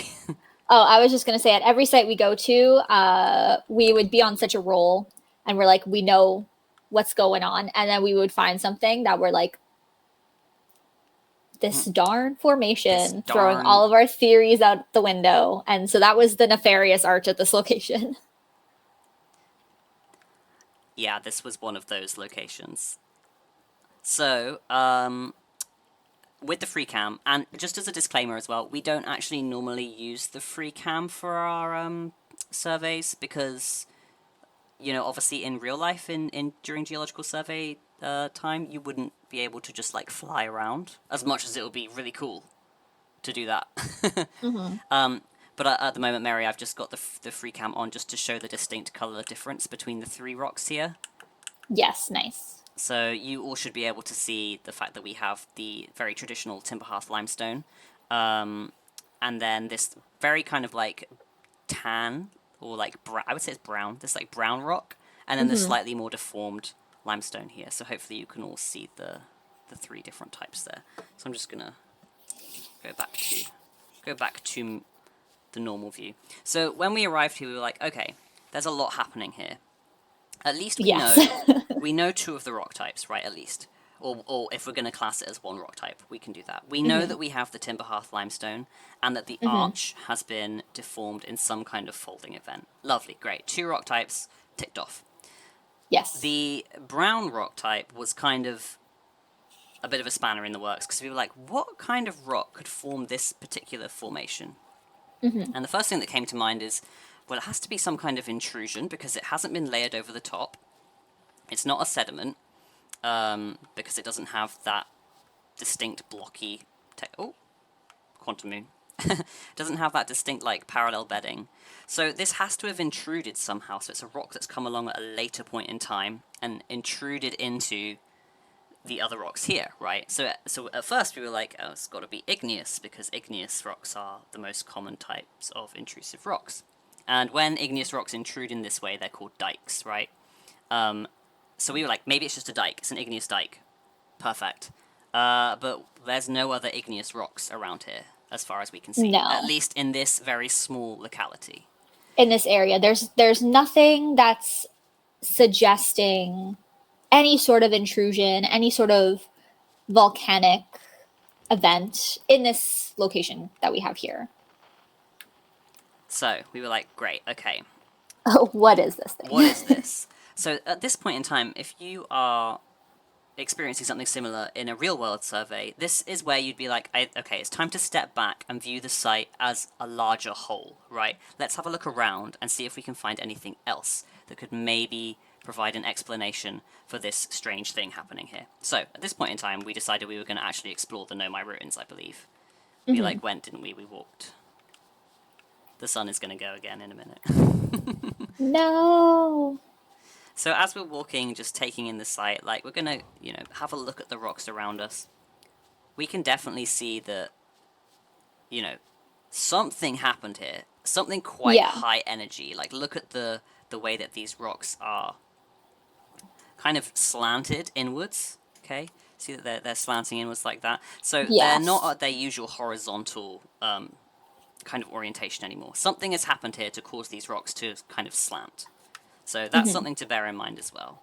We also have this crater-like structure that I mentioned earlier on. But if we look around us, there's not a lot of signs of any ejecta, which is like when you have a big impact. So you'd have something like, I don't know, a meteor or an asteroid hit the ground. Ejecta is like the debris that's thrown up and out during that impact. And normally you would find like big clumps of ejecta around a crater edge. Mm-hmm. Around and that. we will say that the craters on Timber Hearth, the ones that are very clearly supposed to be due to impacts, they do have all these features. So they do have very good representations of ejecta around their rims. They do slope upwards. Like, they look like very typical impact craters. So this one was outstanding because it very much looks different. The other craters don't have this sort of slanting of the surrounding rock where it all folds inwards. For all of the other ones, the bedding is still horizontal. It's parallel to the ground. So that's sort of where we were very confused, because the design of the other craters seemed very intentional, and then this one is just extremely different from all of the other craters that are found on Timber Hearth. It's very, very different, which was great because it was like, okay, cool, this is a new type of like feature that has been input in the game, so it's obviously supposed to represent a different geological event or different period of activity. We won't delve further into this one because the sun's about to go supernova, but we'll just get this lovely view of Brittle Hollow going down as well. When we fly here next time, we can do a flyby of maybe Young Bark to show the difference between the craters, Mary? Yes. Yeah, we can. And then even just I can show off the village craters. Oh yeah, as well. Of course, yeah. And then we'll on our way out. We'll explain what happened here, because like this was another aha moment. This felt so good when we figured it out. I'm not gonna lie. If we spent a long time at the northwestern geyser mountains, those 4 that we already talked about, we spent ages on this site, just racking our brains. It was crazy. We were dreading it going into it because it's such a big site. There's so many different components to it, so we already knew it was going to take a long time. And then just running into these horrible, nefarious arches. The arch. I think it's because we kind of started with the arch as well, right? We would, if I remember correctly, we were flying to the Nomai ruins, and then we were like, "Ooh, this is a new feature." Bear with me, my clock is just catching up. Yep. This is a new feature, we should check it out. And then, like, as we delved more and more, we were like, this is getting more and more complex, and stranger. So it felt so good to figure it out, and because it is such a huge site, it felt like we built a very nice geological timeline for it as well. Yeah, I'm excited to so our plan with all of these, just in case you don't know what our goal is we're ultimately hoping to get posts up for all of these sites that go in depth with pictures and diagrams, hand-drawn diagrams, stuff like that, to explain the geology at all these major sites, as well as how they formed, what they mean for the geological history of the planets in the solar system, all that. So we do plan on having a large write-up by the end of this, going over everything in as much detail as we can. There will be lots of detail. We'll probably have to post multiple posts again for each. If you've been following along with our posts on the blog, you'll know that we talk a lot. So it's going to be quite the write-up, I think. But so can you see out the window? Bear with me. Oh, I made a mistake. Yep. I probably should not have detached doing that. Okay, I'm pretty good. Yeah, okay, I've got a good view of the crater here. So, as you can see, thank you. Could you fly a little bit further away? A little bit further away. Like okay. further up. Yep. Perfect. Sorry, I just have to cancel out the momentum. So as you guys can see here, in comparison to the crater-like structure, I'm not calling it a crater because technically that's not what it is at the Nefarious Arch. You can see that the actual crater here, the bedding of the limestone, it still has that horizontal plane, right? It's as if something's gone kaboom straight down, and there's no tilting of the actual rocks themselves, okay? So something has just gone smack with a lot of impact.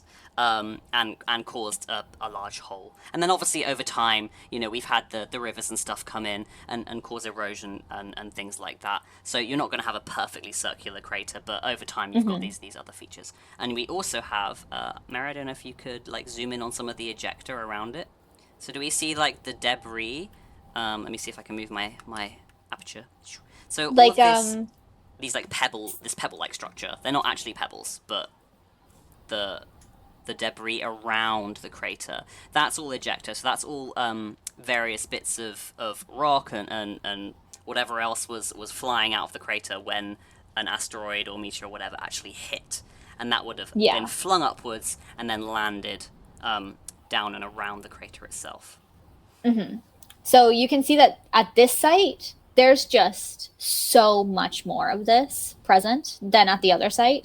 So while the other site does have loose rocks around the edge of the crater, it's not in this amount.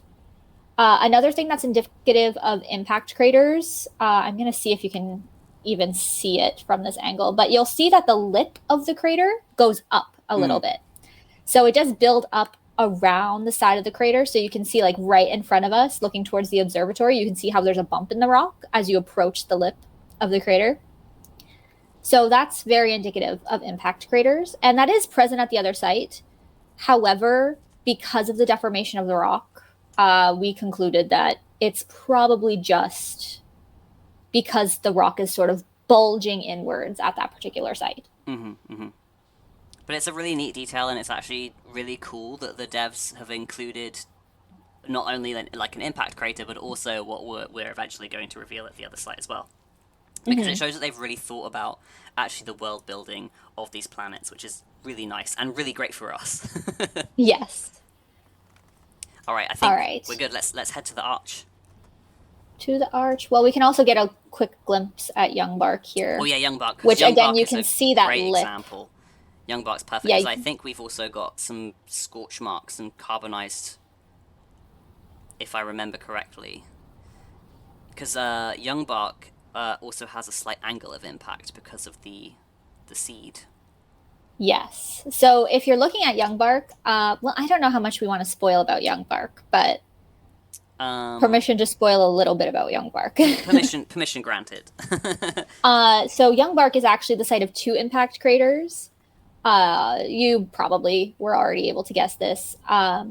We have the huge crater that is at an approximately 90-degree angle to the planet, but then you also get the Brambleseed impact crater, which is a smaller crater that's in the base of it. That's much more recent. And this, you can see, has a definite angle of impact.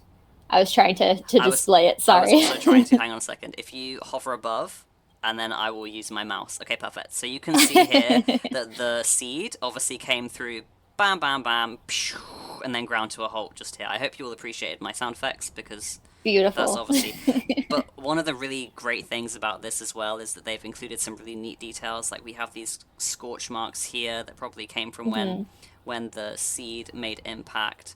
But it's so cool that we've got two impact events in the same spot. Because number one, that's exceedingly rare, but number two, what a cool geological area to study, right?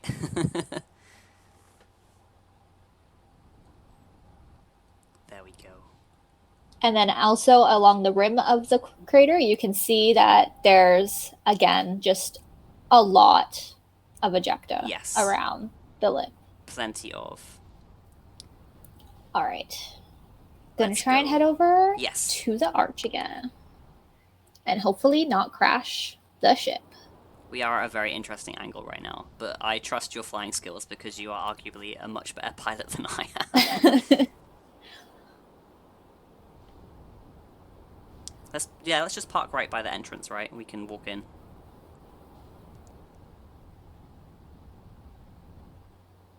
Nice. Smooth enough. Perfect. So, let's have a look. So, before we got blown up by the sun, we were thinking about, okay, there's some kind of igneous activity happening here, if we believe that intrusive dike to be igneous in origin. So let's have a look around in this crater-like structure and see what we can see now that we have kind of a larger scope of our locality. I'm just going to hop over to the middle bridge, Mary, and probably use that as a base. There we go. Cool. Okay, great. So, we're just going to have a look around. We can see the arch from a slightly different angle now, and from what we can see on this angle, we actually don't have that igneous rock type intruding from this side. So, okay. That allows us to think, okay, so how did that intrusion get there? It must have intruded from elsewhere, so that's something to keep in mind. What we do have is we've got some more evidence of our nice deformation here. So it's the same on both sides. And we also have, where the waterfall's falling, we've got our standard Timber Hearth limestone. Now we have to start thinking about, okay, what else is happening around here? It's kind of annoying that it's nighttime because it's really hard to tell the different rock types when the color isn't. So this is one of the other things as well in the game, in that there's only so many textures I think that one can use, but without light, it's hard to really tell the difference. I'm just going to try and get a bit closer up here. Oh, hello. Solanum's flying over. Right. Do you know what, I'm just going to hop into the lava tube. I think that's the easiest way to show this, right? Spoilers! Sorry. The surprise tube of unknown origin. So, as we continued surveying this area, we were like, right, we're still not really sure what's going on here. So, we just decided to kind of keep going. Until we came across, like, something different, or something that could tell us a story. And when we came across the actual kind of, like, geyser area, we realized that we have two very different rock types here. And you can actually see the boundary really well. We have our classic, well, this here is more like the travertine deposits, as you can see. It's got that kind of shiny luster, which makes sense for another area of this kind of hydrothermal activity. And then we have we see a lot of geysers. Many geysers. Oh, this place was a real pain to survey. I just remembered. Yeah. And then we have this much darker rock type. And you can see this boundary really well here. Much darker, kind of brown rock type that actually makes up this kind of entryway. And we're like, well, the gnome could have carved this out, but it doesn't look very well carved, especially if you compare it to some of their other work, right? Well, all will be revealed shortly. Because did we want to hop down, or did we want to do the mines first? What would you prefer to do, Mary? Oh, I don't know. Would hopping down just be easier? I think it would. Show a direct connection? I think it would, yeah. So, yeah. We are thinking, okay, this is a similar rock type to the brown igneous material that we saw by the Nefarious Arch, which we believe to be an intrusive dike, okay? Yes. So we're like, right, this is a much larger intrusive sort of like event happening here. So let's just jump down and kind of see what's happening, because this is one of the great things about Outer Wilds. You can just go. Whee! Perfect. Right, so, down here... goodbye. Oh. Goodbye, Mary. So, that's why this is a horrible sight to look at. The geysers just snatch you... Oh my goodness, I'm going again. Have you gone again? Yeah. Yeah, this is a really terrible place to try and survey, because the geysers will just fling you up multiple times. While Mary's enjoying a little trip to space... Oh. Yippee! Hello. I'm back. I found if you stand around here, actually, by the Know My Writing, we're pretty safe. Okay. So down here, we've got these geothermal vents, right? This is what's causing the geysers to shoot up and out through here. So we know that there's igneous activity happening. And we can probably feel pretty safe in guessing that these rocks here are igneous in origin. Ah, shoot. Bye! I don't know if you want to continue my spiel, Mary, while I take a trip. It's hard because they can't see what I'm looking Oh, at, that's very but true. That's very true. Hold on, I'm on my way down. we do have these. It's a very different texture to everything else that we've seen in the game so far. They're surrounded by these huge seams of exposed magma. So cool. So cool. And again with the geysers that are inescapable. Lots and lots of hydrothermal activity is going on here. So we know for sure that at least this sort of basement layer that we're standing on, this is probably igneous because of all of that, magmatic activity that's going on. Exactly. I mean, we're presuming it's probably some kind of very fast cooling, maybe a basalt of some description here. But what it also shows us is that beneath here is likely a large magma chamber, right? And when we look straight up, we've got a large vent. Well, what else has large magma chambers beneath the surface and large vents where magma can spew out of? Thinking face. Well, I wonder what it could be. Something that looks suspiciously like a mountain. Something that does look suspiciously like a mountain. And we were, to be fair though, like we weren't thinking about this initially. We were like, what does this mean? We were very confused. What could it be? But then, especially having already surveyed the geyser mountains, we were like, okay, what we're seeing here is another geyser mountain. We have geysers, we have mountain. Exactly. It's a geyser mountain, travertine deposit, like we saw with the last site.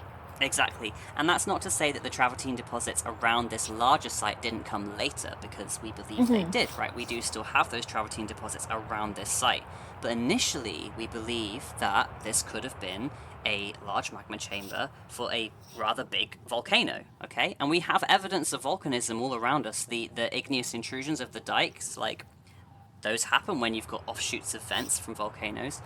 We also have evidence from different volcanic events here. I'm not sure if you can see them, but beep, beep, beep, beep, beep. I'm just going to get closer to the bedding, Mary, and hopefully not get shoved up. Thank you.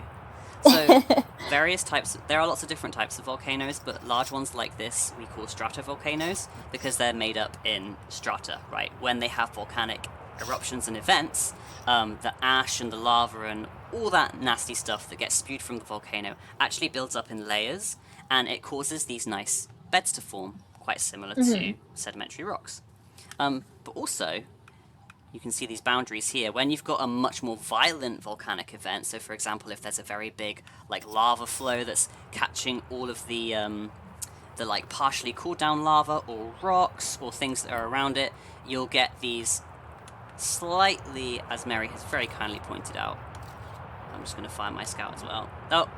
Oh, goodbye. Well, okay, there goes that. But this can catch up all of the surrounding rock as the lava is flowing downhill, and these types of lava flows are called. I'm not gonna. Should I go into lava flows? Are we getting too into this? Because we could talk about Aha and Pahoehoe if we wanted to. You can define them. I don't think these are indicative, though. These are not great examples of them. No, that's true. Okay. Okay, we don't have to get into different lava flows. We won't get into different lava flows. Oh. But bye. But basically what we're seeing here is, if I go from here, this is our original magma chamber that has obviously cooled down. We've had different periods of volcanism where we've had lots of different ash and various lava flows happen in these layers here. And then we've had a huge explosive event, right? Really, really big, really high energy, okay? That's managed to capture all of these other rocks in the flow, okay? We would call something like this a conglomerate, right? Where you've got all these different larger clasts. Okay, so keep that in your mind now, right? We know that this potentially could have been a really large volcano. Shall we if we head to the tube, we'll go to the tube and then we can explain the crater-like structure? Yes. And then we'll do the mines. And I think that'll actually wrap us up really well. Nice. Yippee. So, actually, as we fly out of the... You can see, right? This is a volcano. It was a volcano. Look at it. It's the perfect I died. shape. Oh, you died? Did you actually die? Yeah. Oh no. Larry hit the ground too hard. Okay, hold on. I need to get back to the ship. Just one of the many hazards of field surveying. I'm sorry. Okay, I'm going. I'm going to the ship.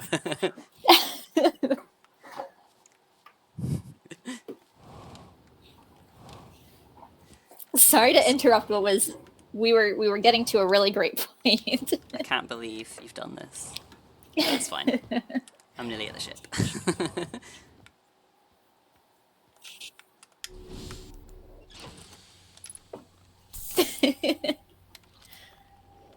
Hello. Hello. Welcome back. I am back. It's so funny that in... Oh, you're not putting your suit on? I'm good for getting the suit on. I find it really funny in Quantum Space Buddies, like, when you don't have your suit on, like, Hachi's shoulder clips through the material. Oh, yeah. It's like, they don't need to see that. Just let it clip. Okay, so... Did you just hit your legs again? We don't have to worry about my piloting skills. Okay. So, as we were saying, we were like, okay, this could be evidence of actually like a really intense period of volcanism here. And it would actually make a lot of sense, especially considering there are loads of other vents around Timber Hearth that have these geyser activities, right? So, keep this in mind. Now, we're going to take you on a journey through a smaller volcanic vent. Mary, are you going to sing the song? Oh my gosh. So if you watch a lot of Decky's streams, you might have known that he left me. He took the ship and he flew off during one of our surveys. And this was the stage of the survey where he did that.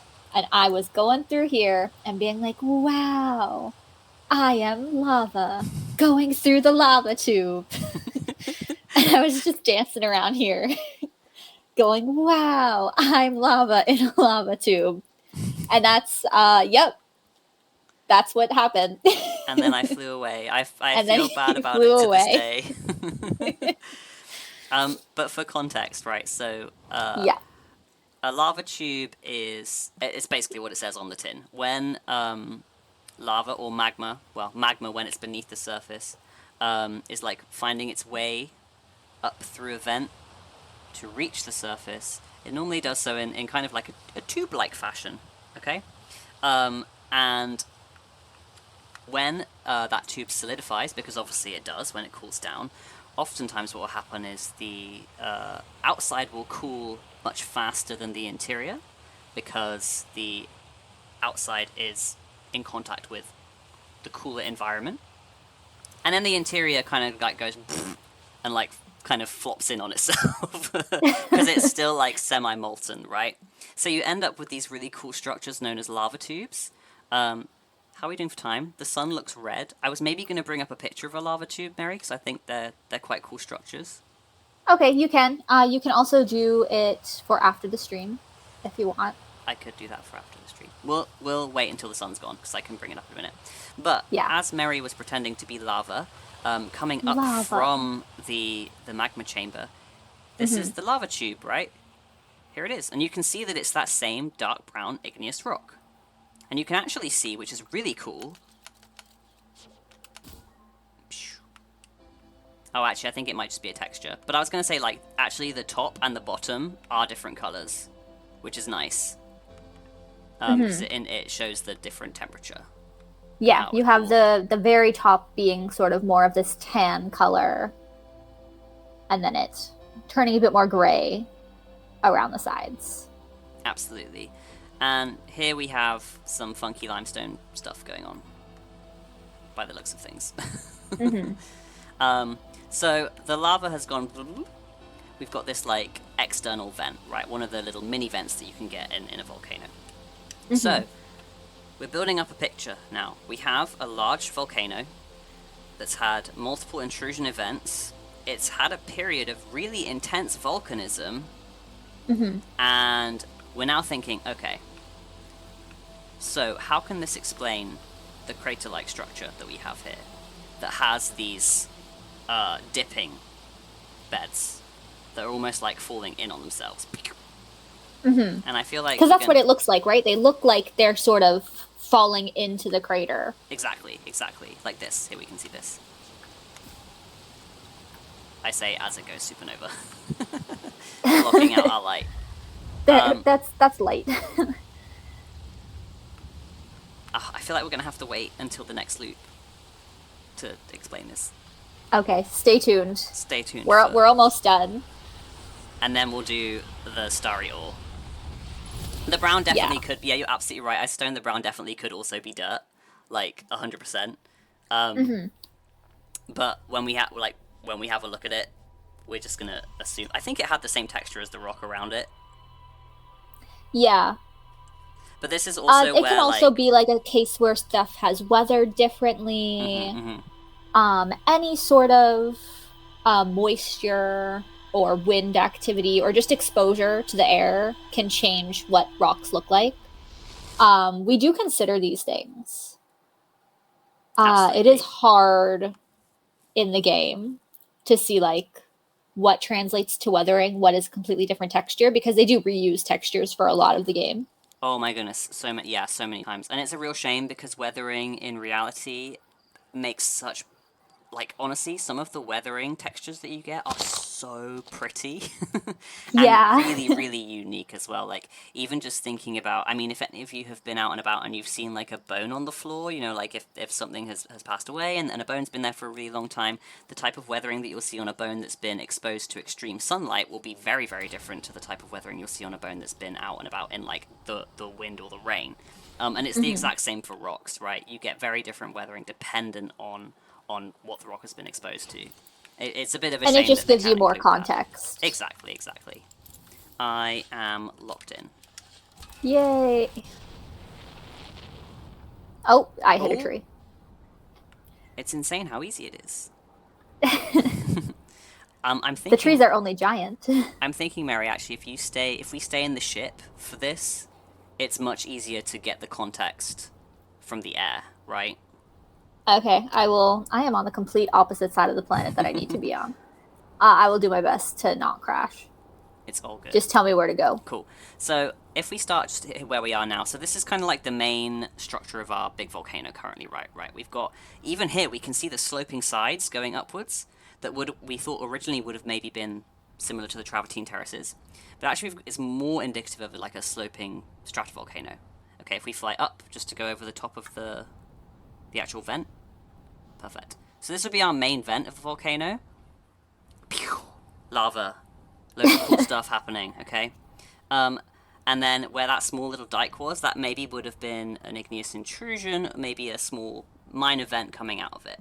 We also have that big lava tube, if you could fly to the other crater-like structure, perfect, that leads out into this other structure, right? And it was only at this point in time when I was sat here thinking about my undergraduate thesis, which... I could not believe it. Oh my god, I felt like such an idiot. My undergraduate thesis, which was about a large volcano on the Isle of Rome in Scotland that had 2 magma chambers, and that today is made up of a large mountainous-like structure to the one side and then a collapsed caldera on the other side, which is basically exactly what we're seeing here. So we've had a volcano that's got 2 chambers. One of them has pretty much like blown its top and then collapsed in on itself, creating this caldera, which is what I was calling a crater-like structure previously.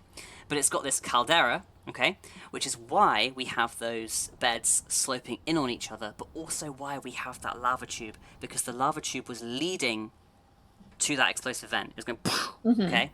And then we have the original, the original volcano still intact to the side. Yes. And I was like, I'm so stupid. I can't believe I didn't think of this. But it was only when I was like flipping through my geological guide to Rum that I was like, wait, these are the exact same structures, pretty much. And that was the light bulb moment. It's absolutely insane that we can string these random textures and stuff together to create sort of these pictures that can exist in the real world. But also, again, Timber Hearth is based on Yellowstone, which has a super volcano. Yeah, which is a super volcano on Yellowstone. So, like, it makes sense that we would see a lot of these sort of similar structures on Timber Hearth and on Yellowstone. So it's very cool. We have two different sort of geyser mountain formations that look very similar at first glance, but they have completely different geologic histories. Absolutely. And I will say, like, obviously, disclaimer, with as with everything we do, like, it it doesn't look exactly how you would probably see it in real life, but that's simply because of the limitations of the game. And we're stringing together a geological history based on the best possible sort of things that we can study here, and that made the most sense. It provided context for the igneous dike in the arch. It even provided context for the arch itself, because you've got a period of deformation there, probably when everything went pew. And also the arch itself, it didn't actually have any evidence of potential folding. If anything, it looks more like it's kind of collapsed in on itself and then undergone deformation that way. I don't know if you would agree with me there, Mary, but actually just thinking about it, I'm throwing it out there. Because you've got you've got the actual tops of the beds kind of tilted in on each other. Yeah, no, I would agree.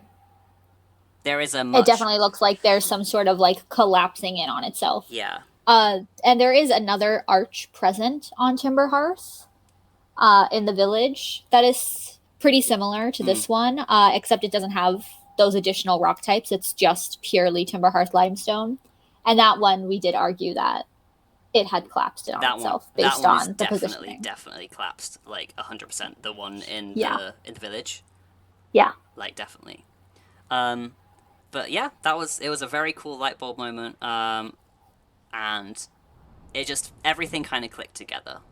And actually, do you know what, we probably didn't provide more context for that, because we actually didn't go down into the mines, which gives us even more evidence for there being potentially igneous activity, right? Yes. Beneath the surface. Which we can do. Now. We do have time. What is the time? Yeah, let's finish this loop and we'll call it after this loop, right? Because we said for about 2 hours. Yeah. And if people want to, we could maybe do tea and chat with Slate, which is what I normally do at the end of a stream, but it depends how you're feeling as well, Mary. Oh, I'm golden. It's Amazing. Still early for me. Wait, do I have a suit on? Yeah, I do. Yes. It's fine. You're good. We descend.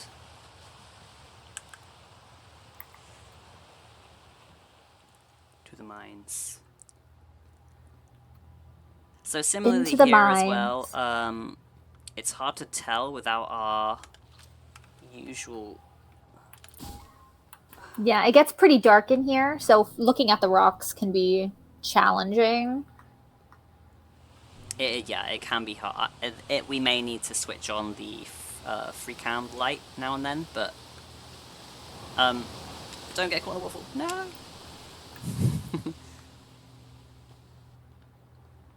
So as we descend, shall I just hop straight? Oh no, wait. The best thing to do is probably to check the.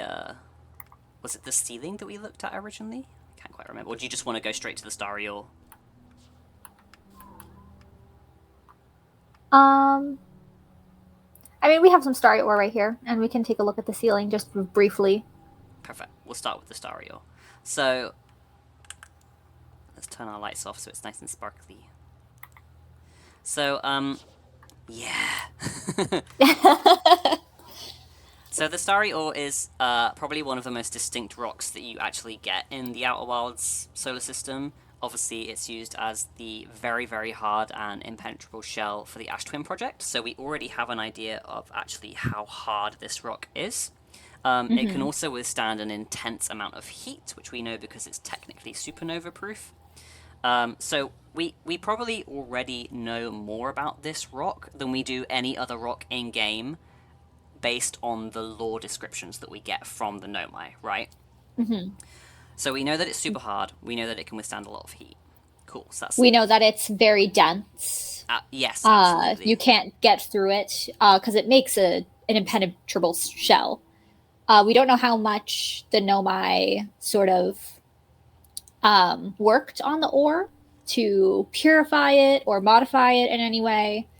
But just from the context, we know that it's dense, it's hard, It probably has very low porosity and permeability. Yeah, you don't want that for your supernova Yeah, proof. making it, a very, very solid and hard rock with a very high melting point. Absolutely. So we're going to like use that as context as we kind of examine it a little bit more. One of the other really cool diagnostic features about this rock is that it actually has visible crystals in it. It has phenocrysts available to see with the naked eye, which is I think it is the only rock that has this, okay? Yeah, aside from any sort of like conglomerate, this is the only rock where you can actually see particles in the rock.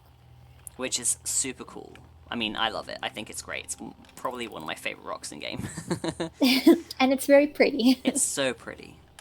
So we can see here that we've got these lovely little crystals, which is indicative of either an igneous or a metamorphic rock, okay? Because the crystals, so in igneous rocks, crystals the size of crystals depends on how fast or slow the rock is cooling down from its like magma or lava form. So if you've got a rock that's really, really, really fast cooling, there's not enough time for these crystals to grow, right? Like the best thing I can think of is like, when you step out of a shower and you're really like warm, and then you step on something really cold, so you kind of like you tense up. Obviously, rocks don't tense and they don't feel, but it's a really it's an easy way to imagine. There's not a lot of time for the rock to just like chill and relax and allow these crystals to grow. It's immediately like, oh my goodness, it's cold, and it just solidifies. Okay, so there's not a lot of time for large crystals to form. Whereas a slow cooling rock has plenty of time. You're going to get much larger crystal growth, and oftentimes like these crystals can grow to pretty big sizes. So if you've got any granite near you, you'll probably see these kind of like elongate, rectangular, sort of pale minerals in them, and those are feldspars, right? They're really easy to identify, and if you've got a slow cooling granite, you'll see these big feldspar crystals in them, okay? So here we've got they're kind of smallish crystals, but considering it's the only rock that has been rendered with crystals in it, we're gonna say like, okay, at least we have them here. So I think, did we decide if it? Because we did end up having a little conversation about this the other day, didn't we? On whether it's igneous or metamorphic. Yeah. Yeah. So again, there's multiple things that this can be. It can be a slow cooling igneous rock because we have those large crystals. Yeah. Metamorphics also get these very large crystals because, again, the rocks just have time to cook with metamorphics. So you subject a rock to vast amounts of temperature and pressure, and it really just bakes the rock, lets these big crystals grow within the rock. So both make sense. I think we were leaning towards metamorphic just because of the hardness. Yes, I agree. I think, yeah, it makes sense in regards to the actual Ash Twin project. Yeah. So igneous rocks are very hard. They're generally harder than sedimentary rocks, which, are sediments. They're very soft. If you've ever seen a sandstone in real life, you can even scrape away bits of it with your nails sometimes. They're very, very soft. Igneous are harder, and metamorphic are generally much, much harder than that. Because, again, you squeeze the rock. So any sort of empty space that you have, any water content, anything like that found within the rock, because you're just pushing on it and sort of condensing it so much, it becomes really hard. It becomes very impermeable. One of the diagnostics that we can't use in Outer Wilds, of course, but that we do use in the field for metamorphic rocks is listening to the sound of it. So just tapping your rock hammer on a rock and listening to see if you have like a very high tinny sort of sound. That's more indicative of a metamorphic rock because they're so condensed and because there's just not a lot of air or empty space trapped within that rock. Absolutely, and yeah, it's a shame that we can't do that here. I know it would solve problems if we could do all of the tests that we can do in real life. It wouldn't be a debate whether or not this is metamorphic or igneous. We would know. Oh yeah, 100%, 100%. Another reason that we were leaning towards metamorphic is these rocks are found exclusively within the core of Timber Hearth. So not necessarily in Outer Wilds, because obviously we can exist deep within Timber Hearth and not be crushed. But if we're talking about real world physics, you're going to be subjected to higher temperatures and pressures the deeper you go within a Oh planet. boy, it's like way higher temperatures and pressures, right? Way higher 100%. temperatures. And So, yeah, that's just another sort of thing that we were considering when debating what this rock type was. absolutely. So I think alongside the little crystals here, and I mean it does have a relatively interesting texture. I wouldn't say that it is. Unfortunately, the textures that are used in game are not, as we've said before, they're not entirely the best for sort of giving the rocks their diagnostic features. But you can kind of see here that like there is a little bit of like foliation and alignment where I'm just looking at this one here, Mary, where we've kind of got a few lined up. This big block. Oh, yeah. And that's also yeah. If you sort of like look at the rock as a whole, sort of blur your vision a little bit, you can start to see sort of a plane on which the rock is sort of like folding towards, like you can Yeah. see the direction up and down yeah, absolutely. with the texture. And this is also something that's indicative of metamorphic rocks. They develop these textures and foliations as they are subjected to pressure and temperature, which is causing them to kind of like recrystallize and align these minerals in a certain way. So we can, as Mary says, I think actually squinting helps a lot here, because you can kind of see we've got these foliations that kind of go up and down. This selection of rocks here, but the starry ore itself, it's I don't know. I just think it's a really cool rock, and it provides again this context to what's happening here on the inside of this this volcano. In that as we get deeper and deeper. Should we hop in the water? Yay! Yippee! Almost fell immediately into a geyser again. I forgot about this, but this is really useful. So you can see we've already landed and we've got this very different texture of rock, right? This is not the starry ore. It doesn't have those phenocrysts. But over here, we do have the starry ore in these boreholes. And I think it's safe to say that the Nomai probably didn't treat the starry ore very much because it looks very similar to just the raw rock that they took out from here. But we can see we've got two vastly different textures, right? We've got whatever we're walking on the floor, and then we have our starry ore. Yeah, we also have this texture on the outside of the starry ore. So right next to these sort of boreholes that the Nomai took out when they were mining, we have this rock, which the texture looks pretty identical, except it's missing those phenocrysts. Yeah. But also note that this is the surface that's exposed to all of this water. Yes. And it's been exposed for far longer than these boreholes have. So in this context, what we're thinking is the phenocrysts, so all those little glowy stars that are in the starry ore, weathers much more readily than the rest of the rock. So when you expose it to something like water, especially water that is subject to hydrothermal activity because of these geysers, you have that weathering away or eroding out of the surface of the rock much more readily. So that's what's leaving us with this sort of blank slate starry ore, and that doesn't have any of the stars. I don't think it's something we've actually tested yet, but I think on our next trip to Ash Twin, we should check the exterior of the actual shell and see if the phenocrysts are present there. Sorry, I missed that. What did you say? I said on our next trip to Ash Twin, we should check the exterior of the shell and see if the phenocrysts are present there as well. They are, I believe. They are, so it's specifically water related? Interesting. I think so. Interesting.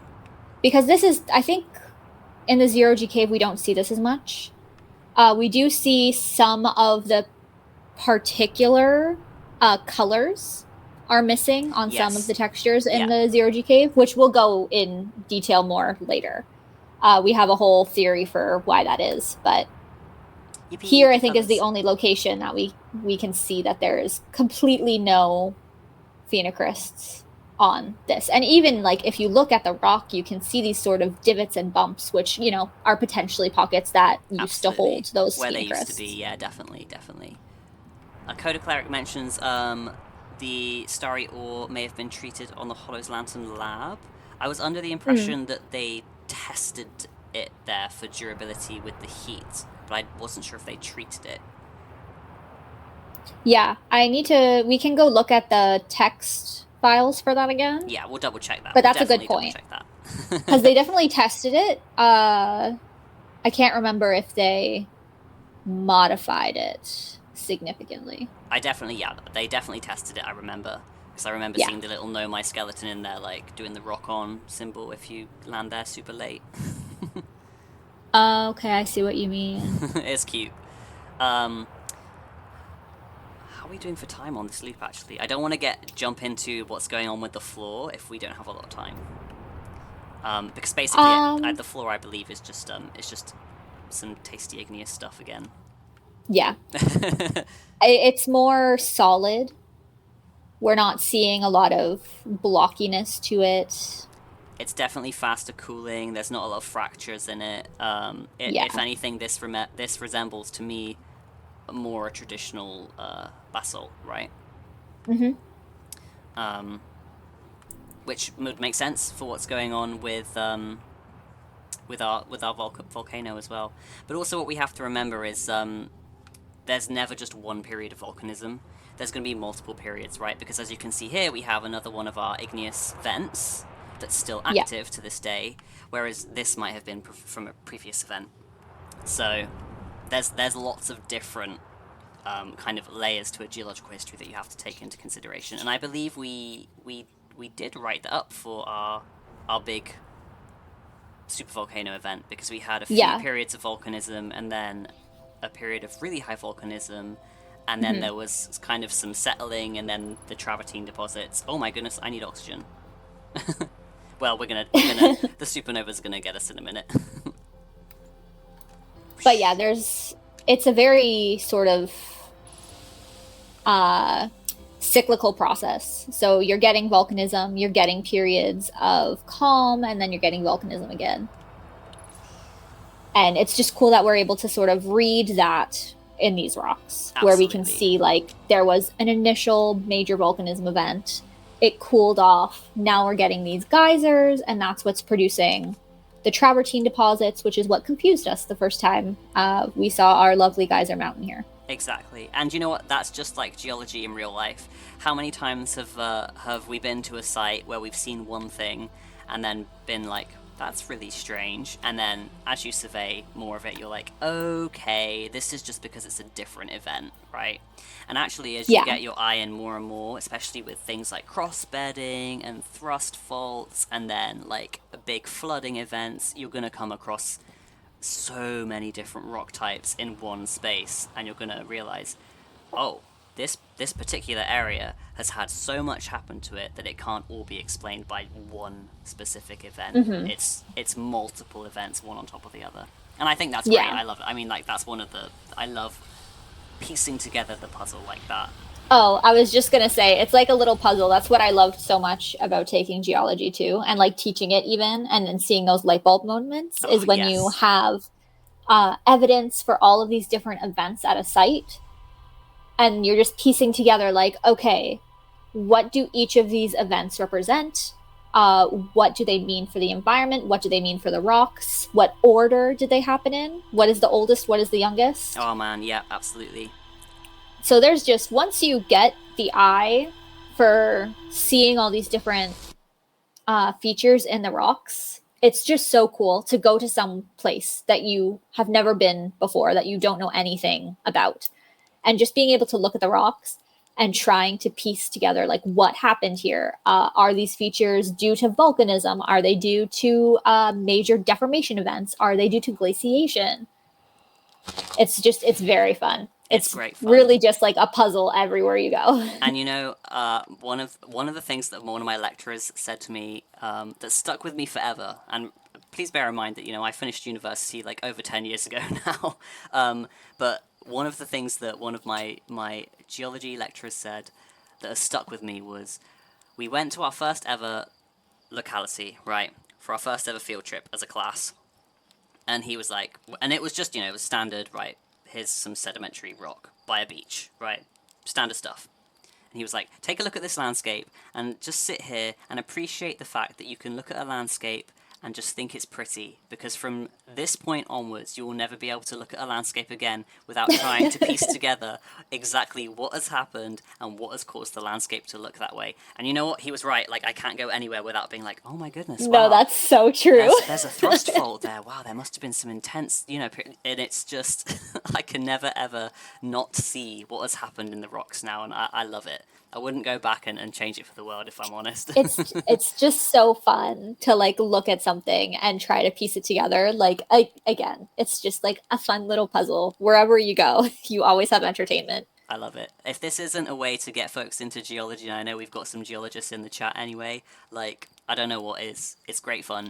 You'll appreciate the world around you with a whole new set of eyes, because there's just things that the ground and the rocks can teach you that other things can't. Just like, I'm sure if you were hanging out with a botanist or like an entomologist or whatever, you'd appreciate things that way as well. I think the natural world has so much to give, and there's so many ways to appreciate it.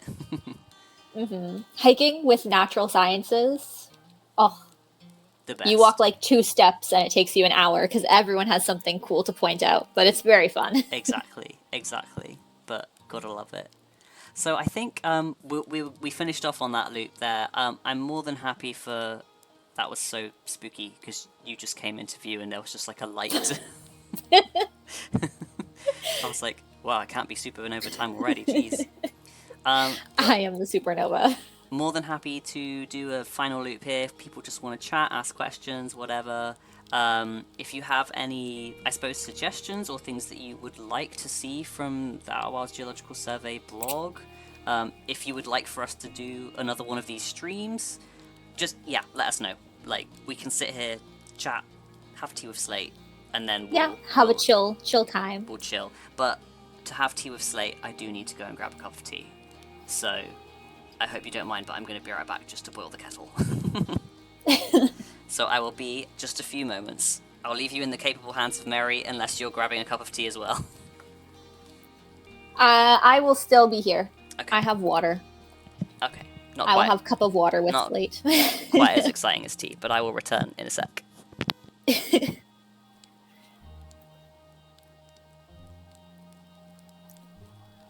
But I hope you guys are having fun. This is the first time I've ever streamed anything, so I was a little nervous going into it, but I hope we had a very fun and educational time today.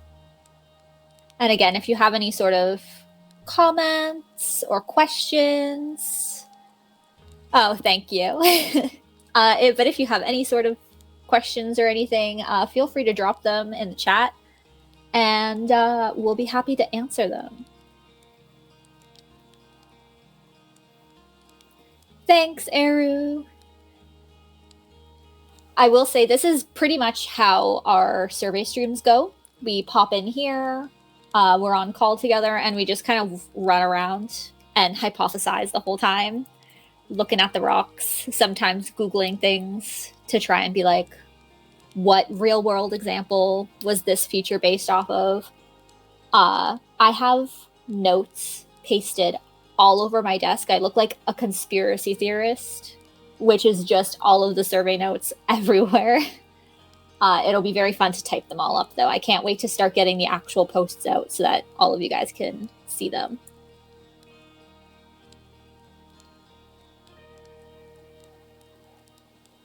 Aw, thank you, Karua.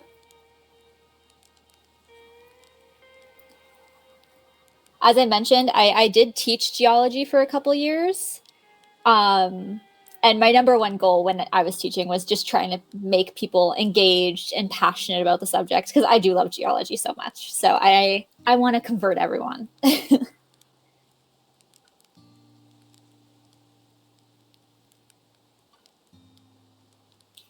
glad. I'm very glad that everyone has been enjoying the stream and you're finding the blog and everything interesting.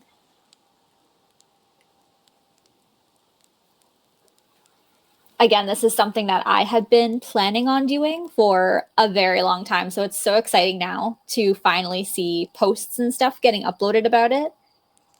It's very cool. I return. Thank you, Mary, for taking the wheel while I was away. Just chatting. I'm just catching up with the chat now. Yeah.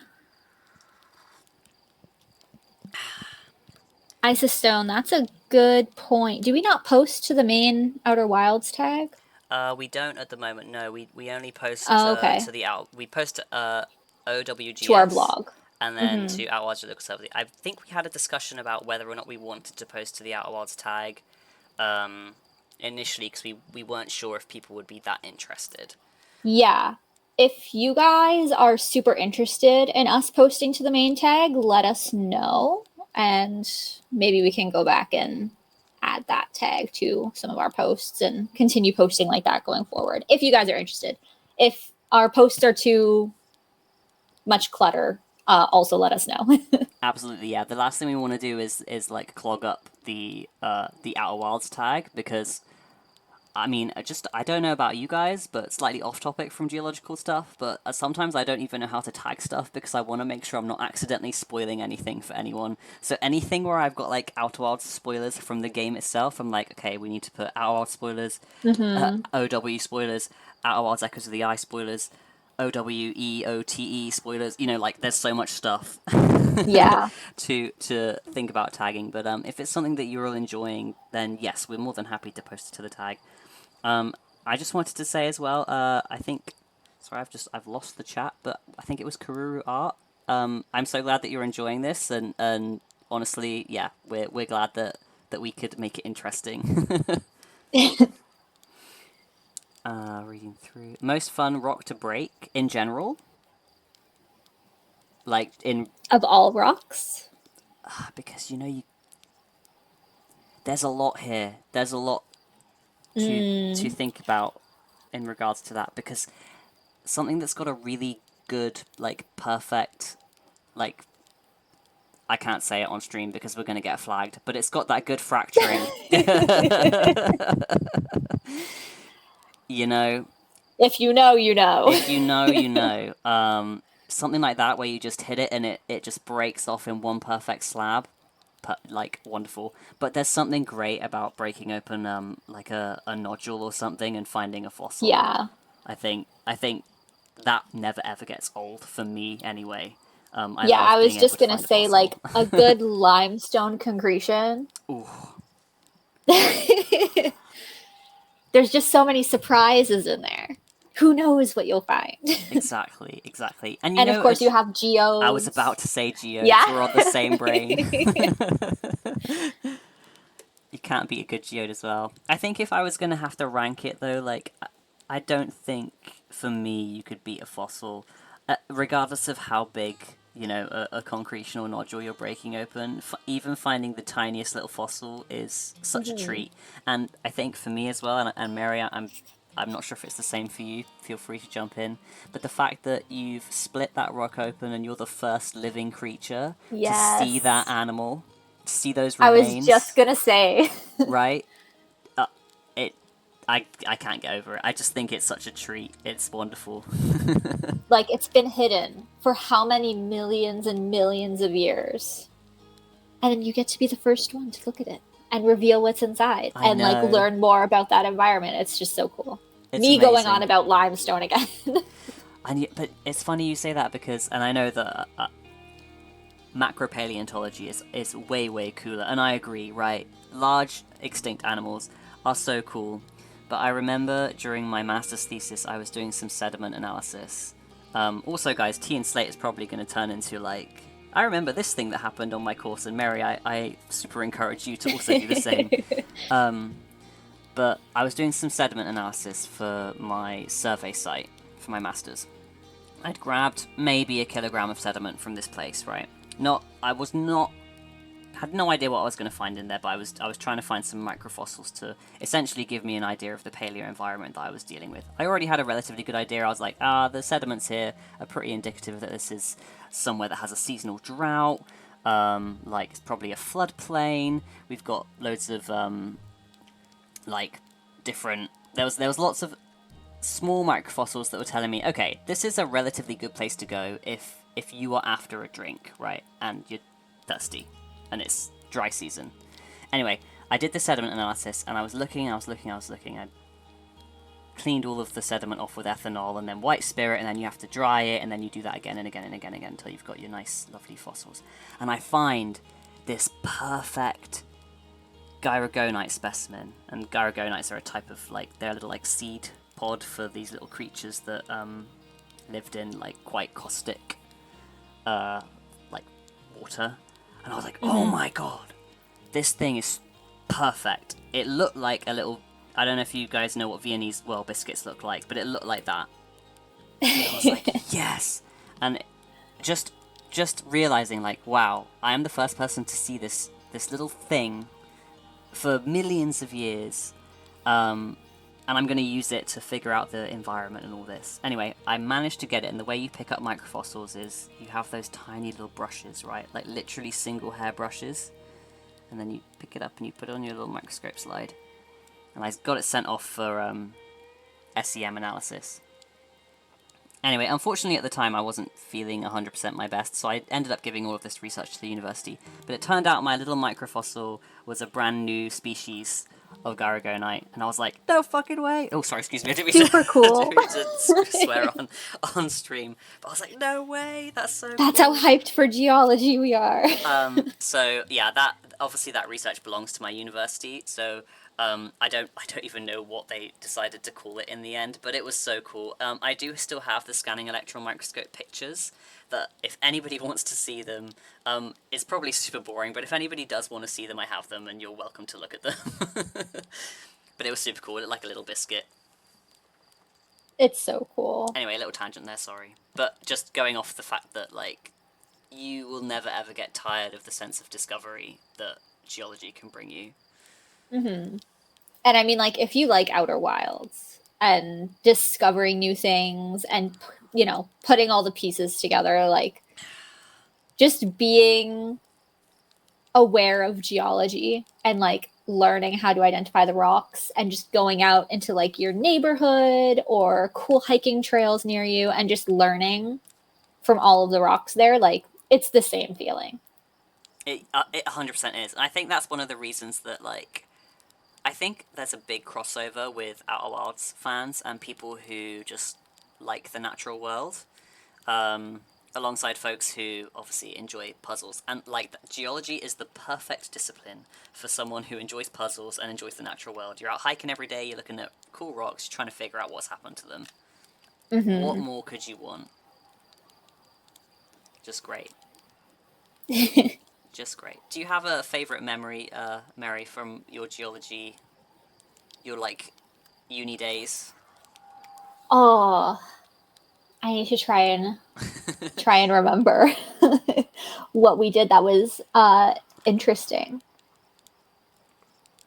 Were you saying it's not everything? No, to be fair, there are some aspects of geology that I hate. Stereo nets can just...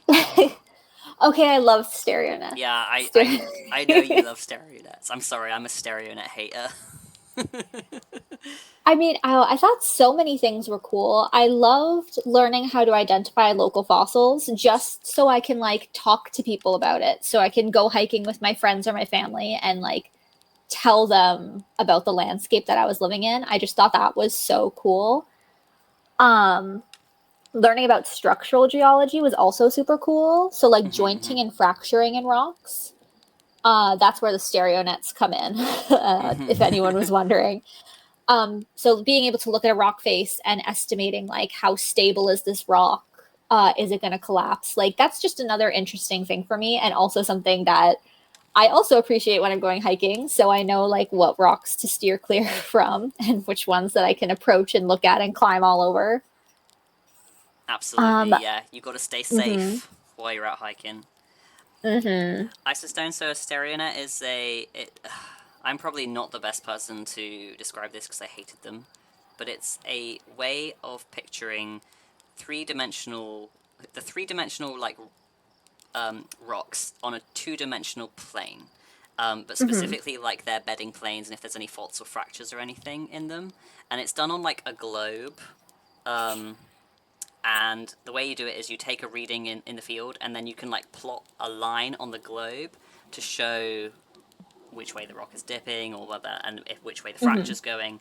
But my brain does not work in 3 dimensions, and I hated that so No, much. you definitely need to be able to like visualize things well in order to enjoy them. Otherwise, they're a nightmare. But the reason why we use them is to communicate with other scientists that aren't like immediately right next to us. So if I see a rock face out in the wild and I have to communicate what that looks like, where the faults and fractures are, it's hard if I take a picture. You're losing so much information. You're not getting it from every angle. It's hard to get like a sense of scale. And sometimes pictures are just, it's hard looking at a picture of a rock to point out the most important features. Whereas a drawing or a diagram, you can very easily highlight like, here's a fault, here's a fracture, so that you can see the most important parts. So we use stereo nets to plot all of these different features onto a diagram that we can send off to other people who can't look at the rocks that we're looking at, and they can still understand what's going on at the sites. So that's predominantly what we use them for. Thank you for that much more eloquent description of a station, Mary. I appreciated that. But they're very hard to make. They were not fun. Did you ever have to use man, I can't remember the name for them, but they were like these, they were 2-dimensional maps, and then you would look through, you would like layer them slightly on top of each other, and then you would look through what was the thing called? Oh my goodness. And it would make it 3-dimensional. It would look 3D. Yes. Oh, was it like stereoscopic images? Stereoscope. Yeah. Stereoscope. That was it. They had them set up at the library when I went there like a couple days ago. They had them set up on all of these aerial photographs of the area. It was so cool. Those were really cool, but again, I was like, I have no clue what's happening here. No. The issue with me is I don't have vision in both my eyes very well, so they don't work on me. I'm shaking your hand vigorously because I mean, there's a reason Mose has got huge, big glasses on, but I also really struggle, and my professor was like, I don't understand why you're struggling with this so much, and I was like, my dude, I literally cannot see out of my left eye, like, what do you want me to do? It does not work. Oh, same with like using the microscope, man. Oh man, the microscope. I always have to close one of my eyes to look through a microscope. Yeah, I'm the same. And obviously it's my left one. It's my left one too. Shaking hands. Although I did love doing mineralogy and petrography. I can't remember the name of it. Petrology. Petrology, yes. Yeah. Oh man, I love that. Do you know what? I just love Petrology was so cool. My university had like such a fancy microscopy lab. It was intense. We got like the high-end microscopes. Oh, I remember you saying that you got like all these fancy microscopes. Tell them about your cool fancy microscopes, Mary, and then I'll tell them about mine. Okay. Well, I can also tell them about the biology department's cool fancy microscopes. Please do. So I was in biology and geology, and at my school, the geology department was very small, very much smaller than the biology department, like to the magnitude of 100. Like it was very small. So, geology can be quite profitable if you graduate with a geology degree and you go into something like mineral exploration, or you work with like finding fossil fuels, anything like that, you can make a lot of money. So our geology department, because it was so small and we had some, students who had gone off and graduated, made a lot of money, donated it back to the school. We had very bougie microscopes. Like each microscope was like $1 million. Every single person got their own microscope. They were huge. They had connected monitors, so you didn't even have to look through the microscope to see what was going on. They were the best things ever. And then in biology, it was one microscope to like 7 people in the classroom. So you have 7 people all huddled around this little, like, I forget what they're called, but like the standard like light microscope. That's just like the dinky little thing with the light underneath, looking at the slides, and half of them didn't work. So you went from having 7 people sharing to like half the class sharing, and it was horrible. But it was a very interesting dichotomy between the departments, because the geology department was so much more well funded than the biology department. You guys had it Yeah, so if you good. go into biology, you're probably not making a ton of money. I mean, well, I was going to say, same in geology, but that's so fake, because if you go into any kind of geoengineering or things like oil, you will make a lot of money. Oh, yeah. I guess with biology, too, like if you go into genetics, you can make some good money in genetics nowadays. Very true. Microbiology. But unfortunately, I went into field geology and field biology, so... Shaking your hand. I was like, do you know what I'm gonna do? I'm gonna hyper focus on the aspect of geology that is not gonna earn me any money. It's fun though, you know? It's enjoyable. And it all comes back down to like the puzzle solving. It does. Very true. And you feel rewarded at the end of the day. And at the end of the day, it's all about enjoying what you do. I mean, not that I do geology now. This is the most geology I get to do. I go out and do field like voluntary field stuff, which is nice, but it's still fun. Yeah, you still get to do the volunteer stuff, which is very cool. I wish I could do that. It's very nice. Come to the UK and do fossil walks. I need to. Well, there goes the sun in a minute. So, honestly, everybody, thank you so much for coming to our first of maybe a few more. I don't know what the consensus was, but if folks enjoy this kind of stuff, we can certainly organise more of them and do more focused explorations on particular planets, if that's what you'd like. Yeah, this one was a little broader, a little more chill. Definitely. But, you know, in the future, we can always sort of narrow it down to one site and go through, you know, the whole thing.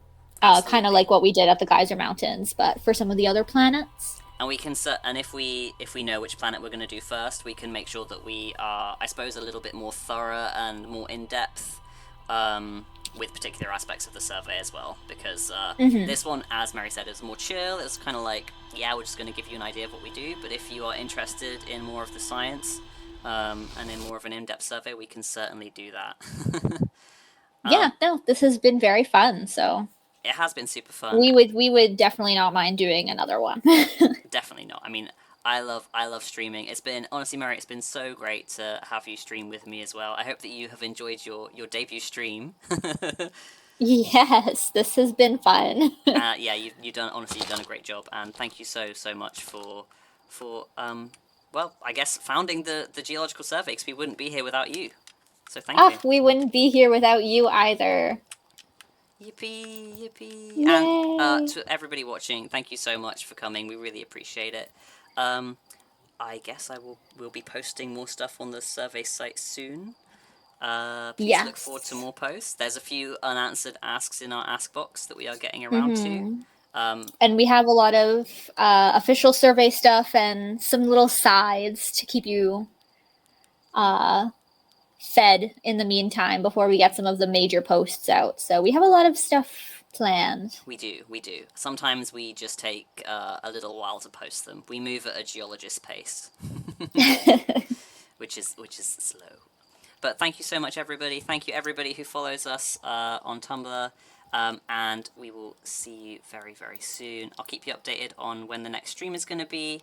But until next time, we will catch you in the next loop. So until then, bye-bye. See ya.